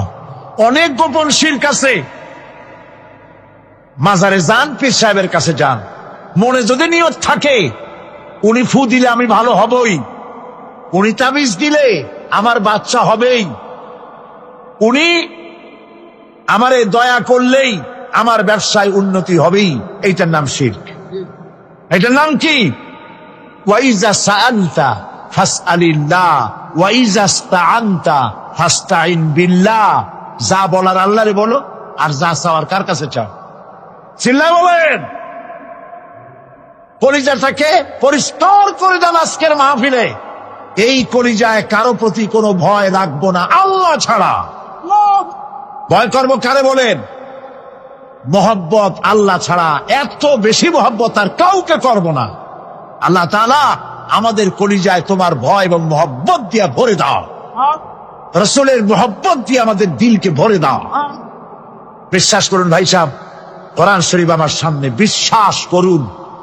দেশি পীর, বিদেশি পীর, খাজা বাবা দেশি এবং বিদেশি, কেউ আপনার ভাগ্য বদলাই দিতে পারবে না।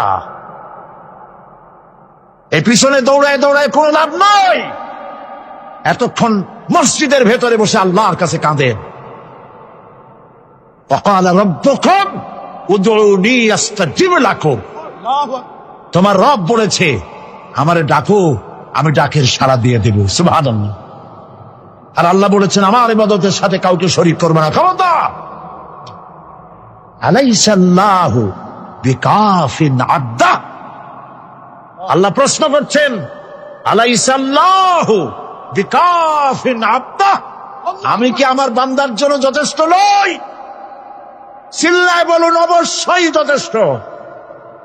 আবার বলেন অবশ্যই যথেষ্ট। কলিজা সাফ করে ফেলেন। সম্রাট শাহজাহান, দিল্লির সম্রাট, হাবিজাবি সম্রাট না, দিল্লির সম্রাট। এখন কোথায়? কবরে। কবি বলতেছেন, শাহনে জাহাঁ কো जिन्हें फक्र से देते थे बाज, शाहने जहां को जिन्हें फक्र से देते थे बाज, वाज कब्र में है सूरह अलहम्दु की मोहताज। সারা ভারতবর্ষ যারা ট্যাক্স দিয়ে নিজেকে সৌভাগ্যবান বলে মনে করত, সে আজ কবরের মধ্যে ভিক্ষুকের মতো সূরা আলহামদুর মতো একটি সূরার মুহতাজ হয়ে ভিক্ষুকের মতো শুয়ে আছে। সম্রাট শাহজাহান মসজিদে বসে আছে, এক ফকির ঘুরতেছে। লোকেরা কয় ছোটবেলা থেকেই তোমার খয়রাত করতে দেখলাম, ভিক্ষা কি জীবনেও যাবে না তোমার? লোকটি বলছে, আমি ভিক্ষা করবো ছাড়া আমার উপায়টা কি?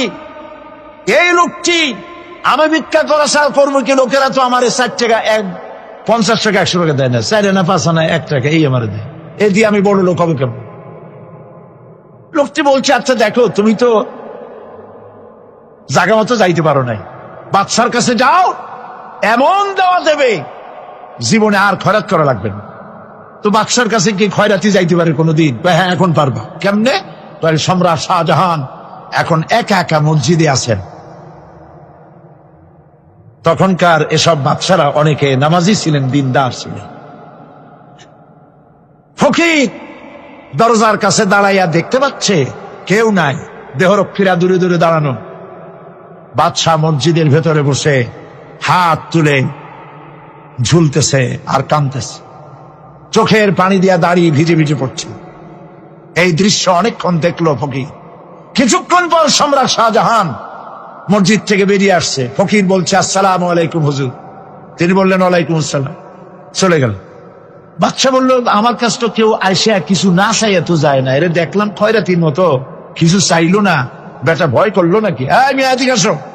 আসছে। ভয় পাইছো? কয় না, ভয় পাইনি। তো কিছু যে চাইলে না? ফকির বলছে, জাহাপানা সত্যিই কিছু চাইতে আসছিলাম, তারপর চাইলে না কেন? ফকির বলছে, জাহাপানা সারা জীবন ভিক্ষা করেছি, আর আজ দিল্লির সম্রাটের কাছে বেশি পাওয়ার লোভে এসেছি না, কিন্তু আপনার দশা দেখা আমার জ্ঞানের চোখ খুলে গেছে।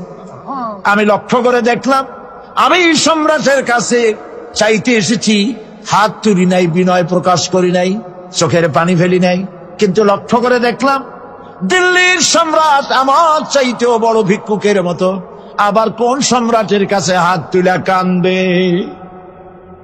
আমার জ্ঞানের চোখ খুলে গিয়েছে, আমি বুঝতে পেরেছি সম্রাট কান্দে যেই সম্রাটের কাছে, তারে ছাড়া আর কারো কাছে জীবনে চাইব না। এই কথাই সূরা ফাতিহায় প্রত্যেক দিন পড়ি, বুঝি না কি পড়ি। ইয়াকা না'বুদু ওয়া ইয়াকা নাস্তাঈন। আয় আল্লাহ, একমাত্র তোমার গোলামি করি আর তোমার কাছে সাহায্য চাই, তুমি ছাড়া কারো কাছে সাহায্য চাই না। পরিচয় সব করুন, কোন মরা পীর, কোন জিন্দা পীর আপনার মনের আশা পুরা করতে পারবে না, পারবে না, পারবে না। ওয়াসি সেদিন শপথ নিয়েছিলেন, রব্বুল আলামিন, আমি জাহালাতের কারণে যেই বল্লম দিয়ে ইসলামের একজন শ্রেষ্ঠ সন্তানকে আমি শহীদ করে ফেলেছিলাম, আমি বুঝতে পারি নাই, ওই বল্লমটা আমি হেফাজতে রেখে দিয়েছি। তুমি আমার এই দোয়া মঞ্জুর করো, আমি যেন এই বল্লম দিয়ে এই পৃথিবীর নিকৃষ্ট ইসলামের কোন দুশ্মনকে যেন আমি শেষ করে দিতে পারি। আল্লাহ পাক দোয়া তার মঞ্জুর করে নিলেন। মুসাইলামা কাযযাবের বিরুদ্ধে হযরত আবু বকর সিদ্দিক রাদিয়াল্লাহু তাআলা আনহু যে বাহিনী পাঠালেন, হযরত ওয়াসি সেই বাহিনীর মধ্যে ছিলেন।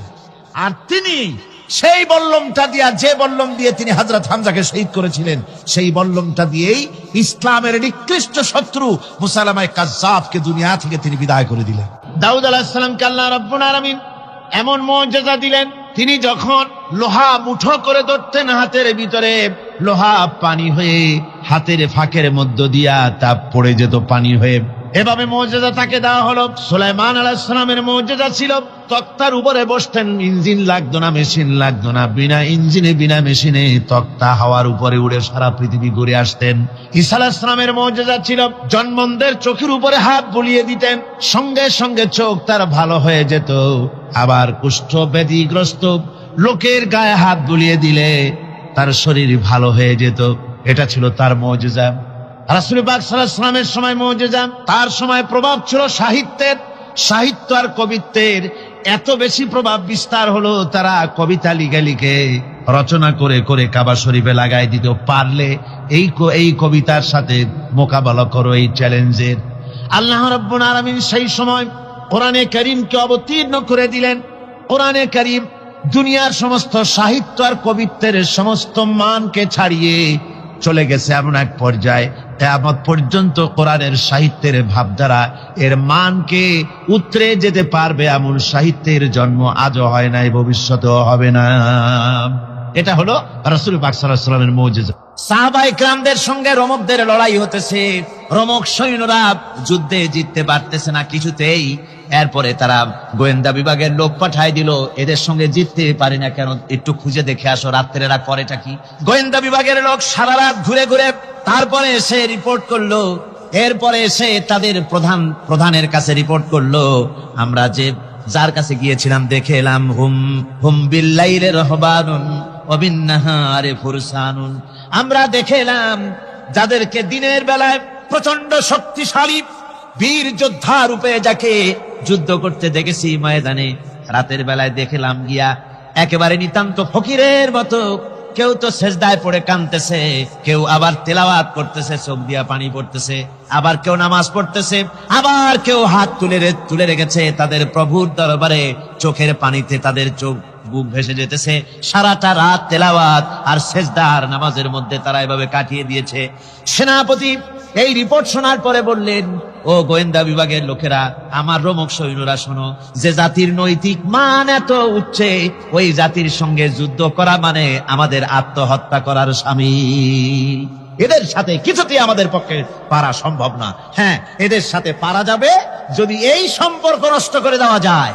আল্লাহর সাথে তাদের এই গভীর সম্পর্ক যেটা আছে, এই সম্পর্ক নষ্ট করে দিতে হবে, তাহলেই কেবলমাত্র সম্ভব হবে।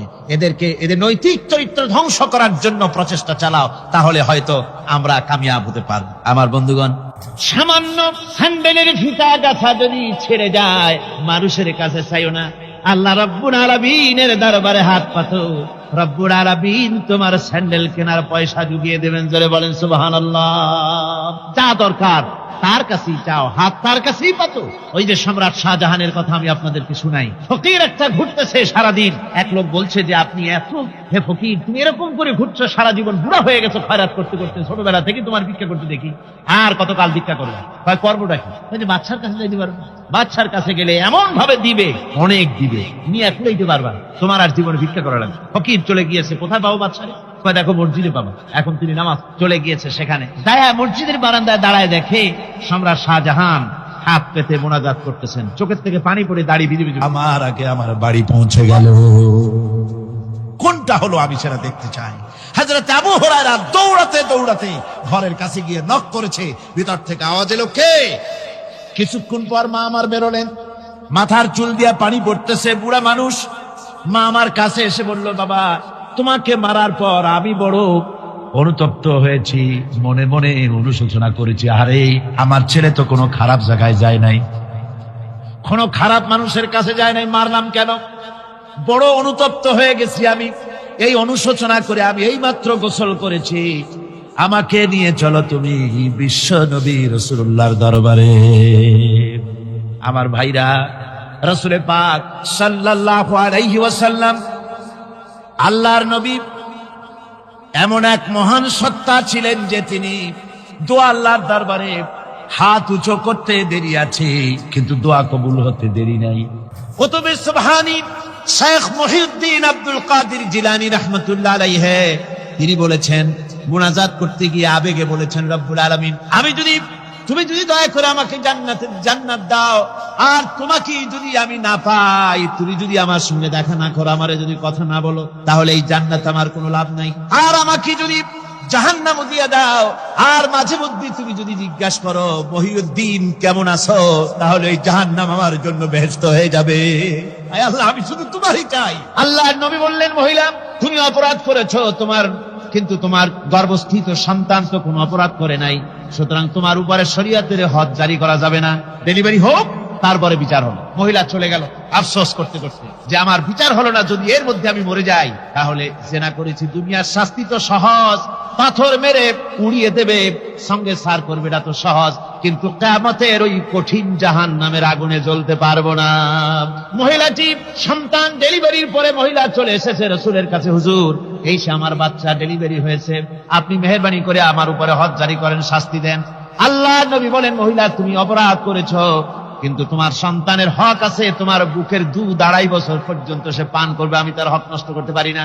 মহিলা আবার চলে গেল কাঁদতে কাঁদতে, যদি এর মধ্যে মরে যায়, 2.5 বছর যেতে পারে নাই, তার আগেই মহিলা ওই বাচ্চাটাকে কোলে নিয়ে হাতে একটা রুটি দিয়া হুজুরের কাছে আসছে। কত পেরেশানি দেখেন। মহিলা এসে বলেন, ইয়া রাসূলুল্লাহ, আমার এই বাচ্চা এখন দুধ ছেড়ে দিয়েছে, সে রুটি খাইতে পারে, হুজুর আর দেরি করবেন না, এই শাস্তি না নিয়ে যদি মরে যায় জাহান্নামের কঠিন আযাব আমি ভোগ করতে পারবো না। আল্লাহর নবী ওই মহিলাকে অর্ডার দিয়া দিলেন, একে বুক পর্যন্ত মাটির মধ্যে গেড়ে দিয়া চতুর্দিক থেকে পাথর নিক্ষেপ করো। মহিলাকে নিয়ে পাতাকে বুক পর্যন্ত মাটির ভিতরে গেড়ে দিয়া চতুর্দিক থেকে যখন পাথর নিক্ষেপ করা হচ্ছিল, রক্ত ছিটে এসে একজন সাহাবীর গায়ে পড়ায়, সাহাবী মহিলাকে ভৎসনা করলেন। আল্লাহর নবী বললেন শুনতে পেরে, নবীজি বললেন, ও সাহাবী ভৎসনা করো না, বরং এই মহিলার তওবা আল্লাহ রাব্বুল আলামিন এমন ভাবে কবুল করেছেন, যদি সে তওবা দুনিয়ার সব মানুষকে ভাগ করে দেওয়া যায় তাহলে সমানভাবে ভাগ করে দেওয়া যাবে। 60,000 সৈন্য তাদের অশ্ব নিয়ে, তাদের উষ্ট্র নিয়ে, তাদের মালপত্র নিয়ে, জাহাজের সামান নিয়ে শ্রাবণের খরস্রোতা নদী, উত্তাল তরঙ্গমালায় ভরা নদীর উপর থেকে এই সাহাবীরা পাড়ি দিয়ে ওপার চলে গেলেন। ওপার যাওয়ার পরে হযরতে সাদ বলছেন, তোমাদের কেউ কি হারায় গেছে নাকি? সবাই এদিক ওদিক তাকায়, খোঁজ করে বলল, মানুষ তো দূরের কথা, একটা উট আর ঘোড়াও একটাও হারায় যায় নাই। একজন বলল, আমার একটা পেয়ালা, যে পেয়ালা আমি পানি পান করতাম, সেই পেয়ালাটা তুফানে ছিটকে কোথায় চলে গেছে, ওইটা হারায় গেছে। হযরতে সাদ বলেন, মুজাহিদের কোনো জিনিস দরিয়া নিতে পারে না, অবশ্যই তা ফেরত আসবে। এই কথা তিনি বলতেছিলেন, হঠাৎ করে দরিয়ার কিনারে একটা আওয়াজ হলো, দেখা গেল তুফানের ভিতরে সেই হারানো বাটিটা তাদের মধ্যে ফিরে এসেছে। আল্লাহু আকবার। মুজাহিদদেরকে সাহায্য করেন স্বয়ং আল্লাহ রাব্বুল আলামিন। আফ্রিকার জঙ্গলের কাছে ভিন্ন ইতিহাস, জঙ্গলের কাছেই মুসলমানদেরকে থাকতে দেওয়া হয়েছে। মনে করা হয়েছিল জঙ্গলের সমস্ত হিংস্র প্রাণীরা এই মুসলমানদের শেষ করে দেবে, যুদ্ধ করা লাগবে না। হযরতে সাদ সে অবস্থা বুঝতে পারলেন, তিনি একটা মঞ্চ তৈরি করলেন। সেই মঞ্চের উপরে দাঁড়ায় জঙ্গলের প্রাণীদের দিকে লক্ষ্য করে তিনি নোটিশ জারি করে দিলেন, বললেন, ইয়া আইয়াতুহাল হাশারাত ওয়াস সিবাউ নাহনু আসহাবু রাসূলুল্লাহ সাল্লাল্লাহু আলাইহি ওয়াসাল্লাম। হে জঙ্গলের হিংস্র প্রাণীরা, আমরা আল্লাহ রাসূলের সাহাবী, ফাইন্না নাজিলুনা ফামান ওয়াজাদনা বাদাহু কাতালনাহু। আমরা রাসূলের সাহাবী, এইখানে আল্লাহর দ্বীনকে কায়েম করার জন্য আমরা এসেছি, আল্লাহর কলেমার আওয়াজ নিয়ে আমরা এখানে রাত কাটাবো। সুতরাং এই জঙ্গলের ভিতরে হিংস্র প্রাণী যত আছো সব আমাদের এই জায়গা ছেড়ে অন্যত্র চলে যাও। আফ্রিকার জঙ্গলি মানুষেরা চিন্তা করলো, মানুষের কথা কি জঙ্গলি প্রাণীতে শোনে নাকি, পাগলে কয় কি? তারা তাকায় তাকায় দেখলো, হযরতে সাদের এই ঘোষণার পরে বাঘের কাতারে বাঘ, সিংহের কাতারে সিংহ, সাপের কাতারে সাপ, যার যার ডিম আর বাচ্চাগুলি মুখে কামড়াইয়া সাহাবীদের এলাকা ছেড়ে দিয়ে তারা অন্যত্র চলে গেল। আমার মুসলমান ভাইরা, এই ছিল মুসলমানদের ইতিহাস। দ্বীন প্রতিষ্ঠা করার কাজে মুসলমান এগোলে আল্লাহই মদত করেন। কে মদত করেন? হযরতে মূসা আলাইহিস সালাম ফেরাউনের কাছে গেলেন আর দাওয়াত দিলেন, ফেরাউন পড়ে নাও লা ইলাহা ইল্লাল্লাহ। একটি কথা আপনাদের মনে রাখতে হবে, দুনিয়ার কোন ফেরাউন, কোন নমরুদ, কোন সাদ্দাত, কোন হামান কেউ বলে নাই যে আমি আল্লাহ, আমি রাজ্জাক, আমি খালেক, আমি পৃথিবীর সৃষ্টি করেছি। কথা কেউ বলেছে? কেউ বলে নাই। কি বলেছে তারা? ফেরাউন বলেছে, মা আলিমতু লাকুম মিন ইলাহিন গায়রি, আমি তো জানি না আমি ছাড়া আরো কোন ইলাহ আছে, এ কথা আমার জানা নাই, সুতরাং আমি হচ্ছি ইলাহ, আর তুমি বলছো লা ইলাহা। তার মানে হচ্ছে ওই সময় পয়গম্বরেরা, আল্লাহর নবীর সাহাবীরা, তারা জানতেন যে আমরা কিসের দাওয়াত দেই, আর যারা শুনতো তারাও বুঝতো কিসের দাওয়াত শুনতেছি। আজ আমার দেশে একই কালেমার দাওয়াত দেওয়া হয়, কিন্তু মানুষেরা বুঝতে পারে না কি শুনতেছি। ভাষা জানার ব্যাপারে, বোঝার ব্যাপারে হলো আসল বিষয়। এটা বুঝাতে গিয়ে আমি মাঝে মধ্যে একটা দৃষ্টান্ত দেই এভাবে। একজনের একটা রেশনের দোকান ছিল, সেই দোকানে তার একটা ময়না পাখি ছিল। আর ময়না পাখিকে কথা শেখানো যায় সেটা তো আপনারা জানেন। জি, ময়নাকে শিখায়েছে যে লাইন করুন, এক এক করে আসুন। ময়না এই কথা শিখেছে। সকালবেলায় যখন রেশনের দোকানে ভিড় পড়ে গেছে, তখন ওই পাখি খাঁচার মধ্যে বসে বলছে লাইন করুন, এক এক করে আসুন। একদিন খাঁচার দরজা খোলা পেয়ে পাখি উড়ে গিয়ে গাছের ডালে বসেছে। আশেপাশে যত পাখি ছিল তারা চিন্তা করলো এই রকমের পাখি তো কখনো দেখি নেই। ময়না তো দেখতে কাকের মতো না, শালিকের মতো না, দেখতে একটা ভিন্ন রকম। ওরা এসে চতুর্দিক থেকে এই নবান্ত এই যে নতুন এসেছে ওরে ঠোকরানো শুরু করেছে চতুর্দিক থেকে। ঠোকরানি খেয়ে ময়না বলতেছে লাইন করুন, এক এক করে আসুন। এখন ময়না তো বোঝে না যে কি বলতেছি, আর যে পাখিরা ঠোকরাচ্ছে তারাও তো বোঝে না যে কি শুনতেছি। ময়না যদি বুঝতো যে আমি কি বলি, সবাই মিলে ঠোকরায়, তাই জান বাঁচে না। লাইন করে ঠোকরাইনি তো কলজে যাবে, সব ঠোঁটে ঠোঁটে চলে আসে। বুঝে নাই। আমাদের অবস্থা তাই হয়েছে। যখন হযরতে মূসা আলাইহিস সালাম দিলেন, ফেরাউন বলল আমি তো জানি না যে আমি ছাড়া আরো কোন ইলা আছে, আইনদাতা তো আমি, তুমি নতুন কোথা থেকে আইনদাতা নিয়ে আসছো? ফেরাউন বলছে দেখো, আমারে বাদ দিয়া যদি অন্য কাউকে ইলা বলে তুমি মানো, আর সেই শিক্ষা যদি যে জাতিকে দাও, তাহলে আমি তোমাকে ধরে লাআজআলান্নাকা মিনাল মাসজুনিন, আমি তোমাকে কারারুদ্ধ করব, আমি তোমাকে জেলখানায় ঢুকিয়ে দেবো। রাষ্ট্র শক্তি প্রথম বাধা দিল কারা? বলেন সবাই। সেই বাধা কি ওখানে শেষ হয়েছে না এখনো আছে? আছে কিনা জোরে বলেন। আমি তোমাকে জেলখানায় ঢুকাবো। হযরতে মূসা আলাইহিস সালাম বলেন ফেরাউন, জেলের ভয় আমি করি না, আমার কি জেলের ভয় দেখায়া লাভ নাই, আমি আল্লাহ পাকের পয়গম্বর। হযরতে মূসা আলাইহিস সালাম, ফেরাউনের দলবল আছে, লোক লস্কর আছে, তার অস্ত্রের অভাব নাই। আল্লাহ রাব্বুল আলামিন মূসা আলাইহিস সালামের কাছে একটা অস্ত্র দিয়া দিলেন। দিছিলেন কিনা? আল্লাহ পাক হযরত মূসা কি বলেছেন, ওয়া মা তিলকা বিয়ামিনিকা ইয়া মূসা, মূসা রে তোমার হাতে ওটা কি? মূসা আলাইহিস সালাম বললেন এটা লাঠি। আল্লাহ পাক বললেন ফেলে দাও লাঠি। লাঠি ফালায় দিলেন। কি হয়ে গেল? হিয়া হাইয়াতুন তাসআ, লাঠি হয়ে গেল। এখন লাঠি পড়ে সাপ হয়ে গেল। সাপ দেখে নবী, ওলি হোক, সাহাবী হোক আর আলেম হোক, সাপ দেখলে ভয় করে না মানুষের? মূসা আলাইহিস সালাম ভয় পেয়েছে। আল্লাহ রাব্বুল আলামিন হযরত মূসাকে শোনায় দিলেন, খুযহা ওয়া লা তাখাফ সানুঈদুহা সিরাতাহাল উলা, ধরো, লা তাখাফ, ভয় পেও না। আল্লাহ বলছেন ধরো, ভয় পেও না। ধরার সঙ্গে সঙ্গে স্বাভাবিক অবস্থায় ফিরে আসবে, আবার লাঠি হয়ে যাবে। এখন আল্লাহ বলছেন ধরো। মূসা আলাইহিস সালাম কি ভয় পাওয়া উচিত হবে? উচিত হবে। মূসা আলাইহিস সালাম কি ভয় পাইছিলেন? কারণ হচ্ছে এই দুশমনের শক্তিটা খুব বড়ই দেখা যায়, মনে হয় যেন অনেক বড় কি জানি কি।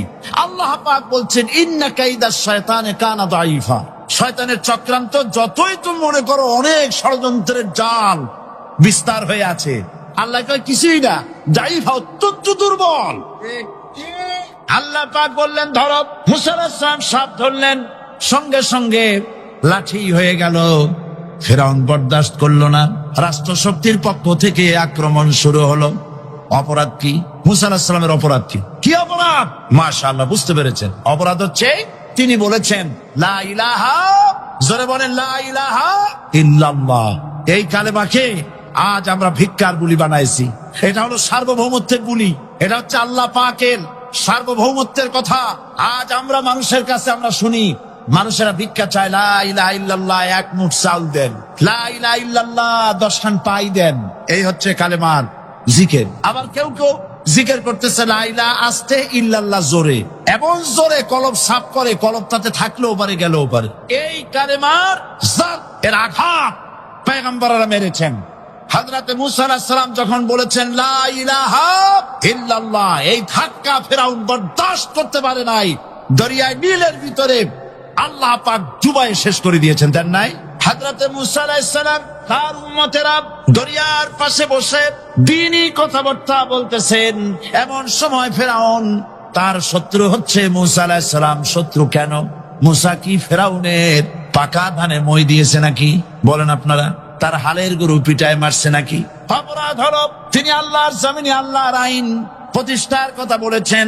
এই শুধুমাত্র এই অপরাধে ফেরাউন তার দলবল নিয়ে 3 দিক থেকে আক্রমণ করেছে। মুসা আলাইহিস সালামের উম্মতেরা ভয় পেয়ে গেছেন। তারা বলছেন ইন্না লামুদরাকুন, আমরা পাকড়াও হয়ে গেছি। 3 দিকে সারাশি আক্রমণ, 3 দিকে শত্রু, একদিকে দরিয়া, পালাবার রাস্তা আছে? হযরত মুসা আলাইহিস সালাম ভয় পেয়ে গেলেন, সারেন্ডার করলেন না। হযরত মুসা আলাইহিস সালাম বললেন কাল্লা, কখনো নয়, ভয় পাওয়ার কোনো কারণ নাই। রব্বি সায়াহদিন, অবশ্যই আমার রব আমার জন্য রাস্তা করে দিবেন। ভয় পাইও না, আমার রব রাস্তা করে দিবেন। আল্লাহ রাব্বুল আলামিন হযরত মুসা আলাইহিস সালামকে অর্ডার করলেন, হাতের লাঠি দিয়া দরিয়ার উপরে আঘাত করো। হযরত মুসা আলাইহিস সালাম দরিয়ার উপর আঘাত করলেন। রাস্তা ছিল দরকার একটার, এক বাড়িতে আল্লাহর হুকুমে লাঠি দিয়ে একটি আঘাত করার সঙ্গে সঙ্গে হযরত মুসার তার সঙ্গী সাথী দরিয়া পার হওয়ার জন্য দরিয়ার মধ্যে দিয়ে আল্লাহ 12টা রাস্তা পয়দা করে দিলেন। সে আল্লাহ আছে না নাই? এত আসতে বলেন কেন? ভয় পাওয়ার কারণ আছে। রাষ্ট্র শক্তি বাধা দিয়েছে সমস্ত নবীদেরকে। কেন? নবীদের চরিত্র খারাপ? জোরে বলেন, নবীদের চরিত্র খারাপ? নবীদের চাইতে মাসুম বেগুনাহ উন্নত চরিত্রের মানুষ আল্লাহর আকাশের নিচের জমিনের উপরে আর হয় নাই। তোমরা যে সব নেতাদের পিছনে দৌড়াও, অমুকের সৈনিক, নেতা নেতা করে মরো, এইসব নেতা যাদের পিছনে দৌড়াও, এই নেতাগুলি, আমি জিজ্ঞেস করি আপনাদেরকে, এই নেতাগুলি জীবনে একবারও জেনা করে নাই? এ ব্যাপারে অনুসারীরা আপনারা কি নিশ্চিত? মিথ্যা কথা জীবনেও কয় নাই, প্রতারণা করে নাই, ঠাট্টা করে নাই, বিদ্রুপ করে নাই, মদ খায় নাই, মানুষ হত্যা করে নাই। কিসের নেতা? নেতা হচ্ছেন সেই ব্যক্তি যিনি বলেছেন, ও আমার স্ত্রীরা, ও আমার সাহাবীরা, রাতের আধারে আমার মধ্যে যা আচরণ দেখতে পাও, দিনের আলোতে আমার মধ্যে যা দেখতে পাও, সবগুলি খুলে খুলে মানুষের কাছে বলে দাও। তার নাম বিশ্বনবী মুহাম্মদ রাসূলুল্লাহ সাল্লাল্লাহু আলাইহি ওয়াসাল্লাম। হযরত মুসা আলাইহিস সালাম বলেন, ফেরাউনের জেলের ভয় আমি করি না, আমার কি জেলের ভয় দেখায়া লাভ নাই? আমি আল্লাহ পাকের পয়গম্বর। হযরত মুসা আলাইহিস সালাম, ফেরাউনের দলবল আছে, লোক লস্কর আছে, তার অস্ত্রের অভাব নাই। আল্লাহ রাব্বুল আলামিন মুসা আলাইহিস সালামের কাছে একটা অস্ত্র দিয়া দিলেন। দিছিলেন কিনা? আল্লাহ পাক হযরত